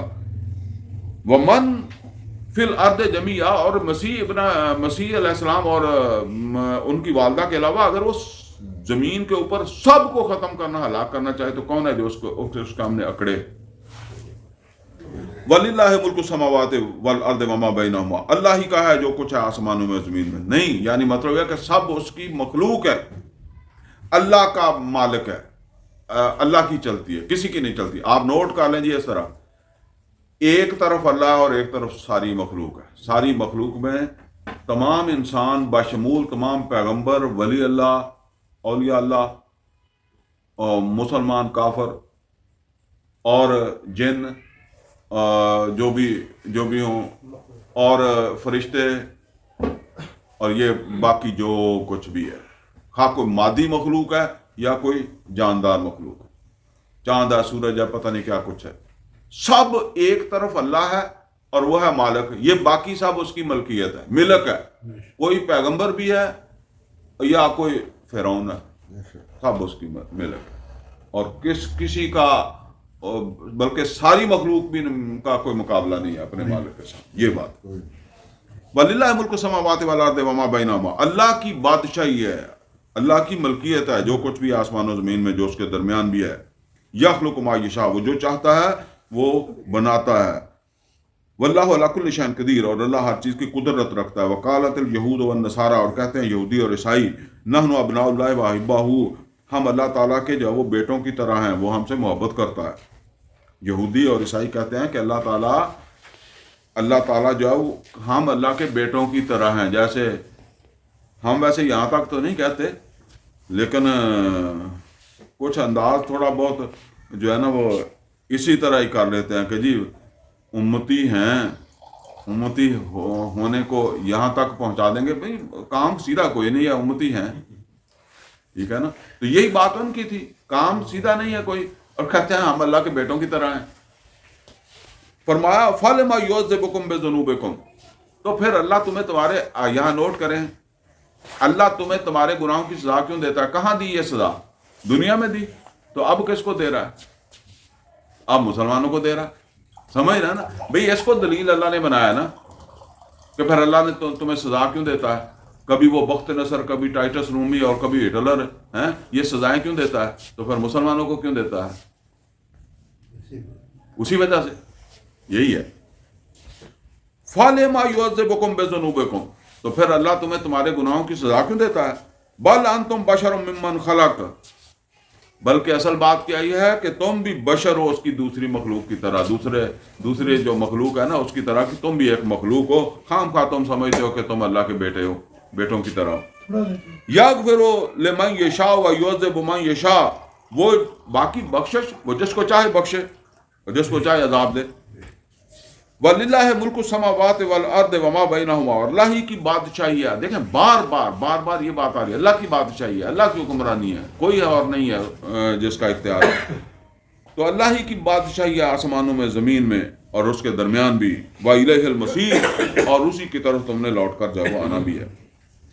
یا اہل الکتاب، اہل کتاب، قد جاءکم رسولنا یبین لکم علی فترۃ من الرسل، اے اہل کتاب آ گئے تمہارے پاس ہمارے رسولوں کی آمد میں ایک وقفے کے بعد۔ اس سے پہلے وقفے نہیں ہوتے تھے، لیکن عیسیٰ علیہ السلام کے بعد وقفہ آیا ہے 500 سال کا، اور وہ آئے ہیں محمد رسول اللہ صلی اللہ علیہ وسلم، یعنی ایک وقفے کے بعد ہم نے اب رسول بھیجے ہیں محمد صلی اللہ علیہ وسلم۔ ان تقولوا ما جاءنا بشیر ولا نذیر، کہ تم یہ کہو کہ ہمارے پاس کوئی خوشخبری دینے والا، تنبیہ کرنے والا نہیں آیا، یعنی وہ خوشخبری تو ہمیں دی تھی کہ آئے گا، آیا نہیں، تو تم یہ کہو کہ عیسیٰ علیہ السلام تو خوشخبری دے کر گئے تھے کہ آئے گا، لیکن وہ آیا نہیں تو آ گیا ہے۔ فقد جاءکم بشیر و نذیر، تو آ گئے وہ بشیر اور نذیر، یعنی خوشخبری سنانے والے اور تنبیہ کرنے والے۔ واللہ علی کل شیء قدیر، اور اللہ ہر چیز کی قدرت رکھتا ہے۔ اب یہ وہ مضمون آ رہا جی جس کو میں نے ہائی لائٹ اس میں تو عنوان میں تو کر دیا تھا، لیکن وہ جب کلاس شروع کی تو میں ذکر نہیں کر سکا، تو آخری ایسا آ گیا ہے۔ تو وہ ہے جہاد و قتال سے انکار اور اللہ کی ناراضگی. ان آیات میں یہ چیز آپ نے سمجھنی ہے. وَإِذْ قَالَ مُوسَىٰ لِقَوْمِهِ، اور یاد کرو جس وقت موسیٰ علیہ السلام نے اپنی قوم سے کہا تھا یا قوم اذکروا نعمت اللہ علیکم، اے میری قوم کے لوگوں یاد کرو اللہ تعالیٰ کی نعمت کو جو تمہارے اوپر ہوئی. اذ جعل فیکم انبیاء، اور جب اس نے تمہارے اندر جو ہے وہ نبیوں جو ہے وہ اٹھائے. یعنی آگے مضمون پڑھیں گے تو آپ کو یہ سمجھ آئے گی. وجعلکم ملوکا، اور تمہیں بادشاہیاں دی. یہ اصل کے اندر وہ اللہ تعالیٰ کی طرف سے موسیٰ علیہ السلام کو بتایا گیا تھا کہ اب تیری مطلب یہ ہے کہ تیری اس امت کے اندر ہم بادشاہیاں عطا کریں گے اور پیغمبر بھی ہم بھیجیں گے. ٹھیک ہے، تو جہاد کرو. اس کے لیے یہ پیغمبریاں یہ بادشاہیاں گھر بیٹھے تو نہیں ملنی، اب اس کے لیے جنگ کرنی ہے، جہاد کرنا ہے. تو اللہ نے بتایا کہ جہاد کرو، تو اس کے نتیجے میں پھر اللہ تمہیں سلطنتیں دے گا، جس طرح نبی صلی اللہ علیہ وسلم کو اللہ نے دی. اور قرآن حکیم کے اندر سورہ نور میں فرمایا وعد اللہ الذین آمنوا منکم وعملوا الصالحات لیستخلفنہم فی الارض فی الارض کما استخلف الذین من قبلہم، جیسے پہلوں کو خلافت دی تمہیں بھی خلافت دے گا اللہ. تو یہاں فرمایا کہ وہ یاد کرو کہ اللہ تعالیٰ نے کہ تمہارے ساتھ وعدہ کیا ہے کہ تمہارے اندر پیغمبر بھیجے گا، تمہیں جو ہے وہ بادشاہیاں عطا کرے گا، تمہارے اندر بادشاہ جو ہے وہ آئیں گے، بڑے بڑے سلطنت حکمران بنائے گا تمہیں. یعنی یہ ابھی تو تم نے فرعون کی غلامی کاٹی ہے نا، تمہارے اندر بھی بڑی بڑی سلطنتیں جو ہے وہ وجود میں آئیں گی. وَآتَاكُم مَّا لَمْ يُؤْتِ أَحَدًا مِّنَ الْعَالَمِينَ، اور وہ تمہیں دے گا وہ کچھ جو اس نے جہان میں نہیں دیا. تم تو فرعون کا دیکھ دیکھ کے عشش کرتے رہے نا کہ فرعون کے پاس اتنا کچھ ہے، یا وہ قارون کے پاس اتنا کچھ ہے، وہ تمہیں بھی اتنا کچھ دے گا. ذرا دیکھیں سلیمان علیہ السلام کی بادشاہی کہ جو ہے نا وہ ما لم یؤتی احد من العالمین، کہ اس نے جہان میں کسی کو نہیں دیا ہوگا جتنا تمہیں دے گا. یا قوم، اب اس کے لیے یہ بادشاہیاں کیسے ملیں گی؟ یہ کسی عبادت گاہ میں بیٹھنے سے ملیں گی، کسی حجرے میں ملیں گی، یا کسی پیر کے ڈیرے پہ بیٹھ کر ملیں گی؟ فرمایا یا قوم ادخلوا الارض المقدسۃ التي كتب اللہ لکم، اور اے میری قوم کے لوگوں داخل ہو جاؤ اس مقدس سرزمین میں جو کتب اللہ لکم، التي كتب اللہ لکم، جو اللہ تعالیٰ نے تمہارے لیے لکھ دیا. میں اس کو اس طرح کہا کرتا ہوں کہ رجسٹری ہو گیا، بس قبضہ لے لو جا کے. اللہ نے رجسٹری کر دیا، قبضہ لے لو. قبضہ تو جا کے لینا پڑتا ہے نا. تو یہ ارض مقدس تھی فلسطین. اللہ نے کہا کہ اب وہ فرعون کی غلامی سے جب نجات پا کے آیا تو اللہ تعالیٰ نے کہا کہ یہاں فتح کرو اور سلطنت قائم کرو. وَلَا تَرْتَدُّوا عَلَىٰ أَدْبَارِكُمْ، اور دیکھو پیچھے نہ پلٹنا، پیچھے نہ پلٹنا. فتن قالبوا خاسرین، تو پڑ جاؤ گے خسارہ میں. پیچھے پھرے تو خسارے میں پڑ جاؤ گے. قالوا یا موسیٰ انا فیہا قوما جبارین، تو وہ کہنے لگے اے موسیٰ اس میں تو بڑی جابر قوم رہتی ہے. ٹھیک ہے نا. تو وَإِنَّا لَن نَدْخُلَهَا، ہم وہاں ہرگز داخل نہیں ہوں گے. حَتَّى يَخْرُجُوا مِنْهَا، حتیٰ کہ وہ خود ہی نکل جائیں. پھر وہ کیا مطلب ہے کہ کوئی دعا کرو کہ وہ نکل جائیں، کوئی بد دعا کرو کہ وہ مر جائیں. ٹھیک ہے، یا جس طرح فرعون غرق ہو گیا ہمارا تو زور نہیں لگا، اس طرح کا کام کرو. وہ دیکھتے رہے تھے نا کہ ایسے بھی کام ہو جاتے ہیں، انہوں نے کہا کوئی ایسا ہی کام کرو. تو حتیٰ یخرجوا منہا، جب تک کہ وہ وہاں سے خود نہیں نکلتے. فَإِنْ یخرجوا منہا، پھر اگر وہ وہاں سے نکلیں گے، یعنی اگر وہ وہاں سے نکل جائیں، فَإِنَّا دَاخِلُونَ، ہم داخل ہو جائیں گے. جب تک وہ بیٹھے ہیں اس وقت تک تو ہم نہیں جائیں گے. اگر وہ نکل جائیں تو ہمیں مطلب داخل ہونے میں اعتراض نہیں ہے، ہمیں لڑنے میں اعتراض ہے. یعنی ہمیں ان کے ساتھ جنگ کرنے میں اعتراض ہے، وہاں علاقے میں داخل ہونے میں کوئی اعتراض نہیں. فلسطین میں جانا ہم بھی چاہتے ہیں.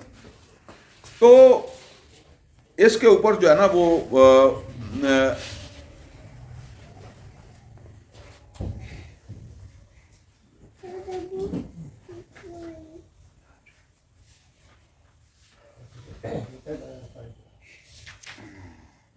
فَإِنَّا دَاخِلُونَ، تو ہم مطلب یہ ہے کہ اگر وہ نکلیں گے تو ہم داخل ہو جائیں گے. قال رجلان من الذین یخافون، کہنے لگے دو آدمی جو خوف رکھتے تھے، اللہ کا خوف رکھتے تھے، بس دو ہی بندے جو وہ ان میں سے تھے جو خوف رکھتے تھے، وہ بھی سمجھانے لگے انعم اللہ علیہما، جن کے اوپر اللہ نے خصوصی انعام کیا تھا. وہ مطلب اسی قوم میں سے دو آدمی، یہ موسیٰ علیہ السلام کے کوئی خاص شاگرد تھے. ان کا نام آتا یوشع بن نون اور کالب بن یوفنا. یہ جو ہے نا یہ دو بندے جو ہے وہ ان کو سمجھانے والے تھے. کیا سمجھا رہے تھے ان کو؟ ادخلوا علیہم الباب، وہ بھی کہہ رہے تھے کہ داخل ہو جاؤ شہر کے دروازے سے. فَإِذَا دَخَلْتُمُوهُ، جس وقت تم وہاں داخل ہو گئے، فَإِنَّكُمْ غَالِبُونَ، تم غالب آ جاؤ گے.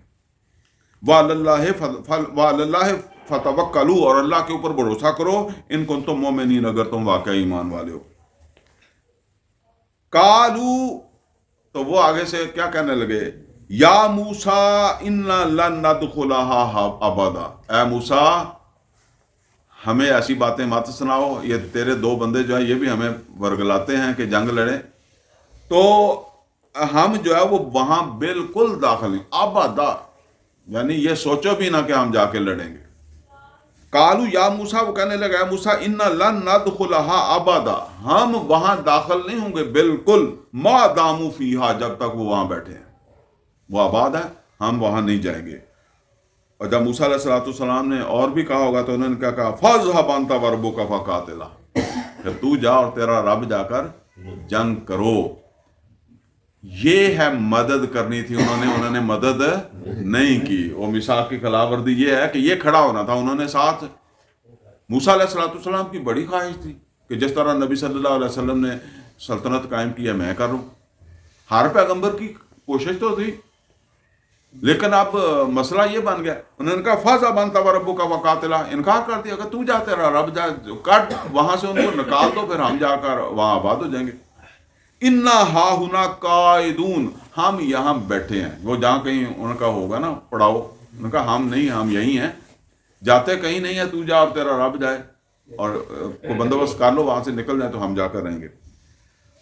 قال رب انی لا املک الا نفسی واخی، اتنے مجبور ہو گئے، پتہ نہیں کتنا سمجھایا ہوگا موسیٰ علیہ السلام. موسیٰ علیہ السلام کہنے لگے قال رب انی لا املک، اے میرے رب میں مالک نہیں ہوں، مختار نہیں ہوں، اختیار نہیں رکھتا، الا نفسی واخی، سوائے اپنا اور اپنے بھائی کا.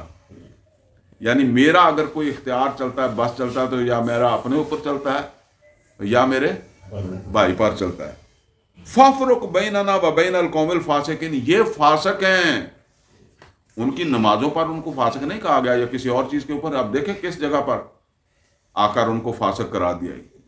تو یہ اور کہہ بھی خود موسیٰ علیہ السلام کہہ رہے ہیں فَافْرُقْ بَيْنَنَا وَبَيْنَ الْقَوْمِ الْفَاسِقِينَ، میرے اور ان فاسقوں کے درمیان، ہمارے بلکہ اور ان فاسقوں کے درمیان فرق کر دے، جدائی کر دے. میں وہ کہا کرتا ہوں کہ موسیٰ علیہ السلام نے ان کی پیغمبری سے استعفیٰ دیا، جیسے ہم کہتے ہیں جی مینو کوئی اور کام دیتے ہو.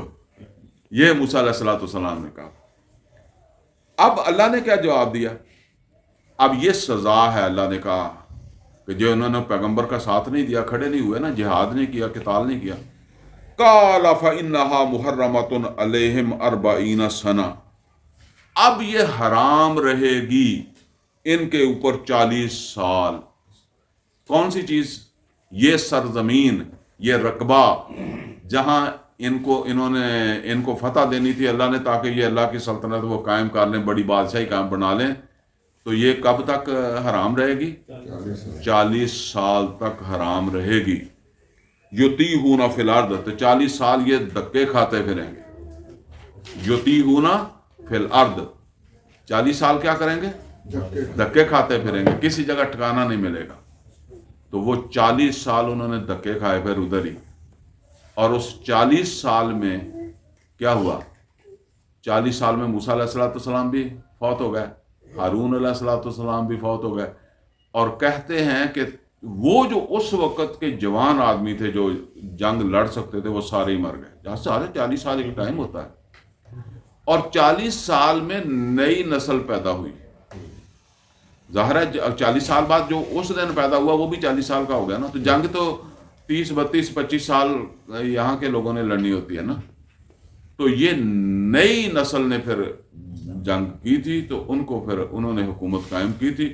بہرحال وہ بھی ایک لمبی تاریخ ہے، لیکن پھر وہ اللہ تعالیٰ کے وعدے کے مطابق وہ طالوت کے ذریعے سے سلطنت قائم ہوئی، جو پھر داؤد علیہ السلام کو منتقل ہوئی اور پھر سلیمان علیہ السلام کو منتقل ہوئی. اور اللہ تعالیٰ نے وہ وعدہ پورا کر دیا کہ میں وہ کچھ دوں گا مجھے ہم نے کسی کو نہیں دیکھا تھا. تم تو فرعون کا دیکھا ہے نا، تو ہم نے تو ایسی سلطنت پھر اللہ تعالیٰ نے دے دی سلیمان علیہ السلام کو کہ ہوا پر تخت جاتا تھا. باقی پھر تو وہ وعدہ پھر پورا ہوا. موسیٰ علیہ السلام کے دور میں نہیں وہ پورا ہوا، اور موسیٰ علیہ السلام مایوس ہی چلے گئے دنیا سے، کیونکہ اللہ نے ان کا استعفیٰ نہیں قبول کیا. اللہ نے کہا ساتھ ہی آپ رہیں گے. ٹھیک ہے، آپ دیکھیں ساتھ ہی موسیٰ علیہ السلام، ساتھ ہی ہارون علیہ السلام، ساتھ ہی وہ دو بندے ہیں جو یطیحون فی الارض. اس کا مطلب یہ ہے کہ اگر ایک ریزنیبل تعداد نافرمان ہے تو اگر ان میں کوئی تقوی والے ہیں تو وہ بھی ساتھ ہی دھکے کھائیں گے. ٹھیک ہے نا. تو پھر یہ یطیحون فی الارض، تو یہ دھکے کھاتے پھریں گے زمین میں. تو جب یہ دھکے کھائیں تو اے موسیٰ فلا تأس علی القوم الفاسقین. اب اللہ نے بھی کہہ دیا یہ فاسق ہے. پہلے موسیٰ علیہ السلام نے کہا تھا، اب اللہ نے کہا فلا تأس علی القوم الفاسقین. تو ان فاسقوں کے اوپر ان کے دھکے کھانے کی وجہ سے یا ذلیل ہونے کی وجہ سے افسوس نہیں کرنا، ان کو ہونے دینا ذلیل. جیسے کہتے ہیں نا، اللہ نے بھی کہا کہ ان کو ہوتے رہنے دینا. ٹھیک ہے، ساتھ سختی تو بھی اٹھائے گا یا تیرے بھی 2-4 ساتھی جو ہیں وہ اٹھائیں گے تو اٹھا لینا، کوئی بات نہیں، لیکن ان کو اب دھکے کھانے دو. تو ہو سکتا ہے اللہ تعالیٰ نے ہمیں بھی چھوڑ دیا ہو کہ ان کو کھانے دو دھکے. اگر انہوں نے جو ہے وہ یہ راستہ نہیں اپنانا. یہ آپ دیکھیں نا آج کا جو اثار، آپ پیچھے سوچیں، اگر دین کے لیے انہوں نے رسول کی مدد نہیں کرنی ہے، اس کے لیے کوئی جان مال نہیں لگانا، تو کھانے دو دھکے، مرنے دو.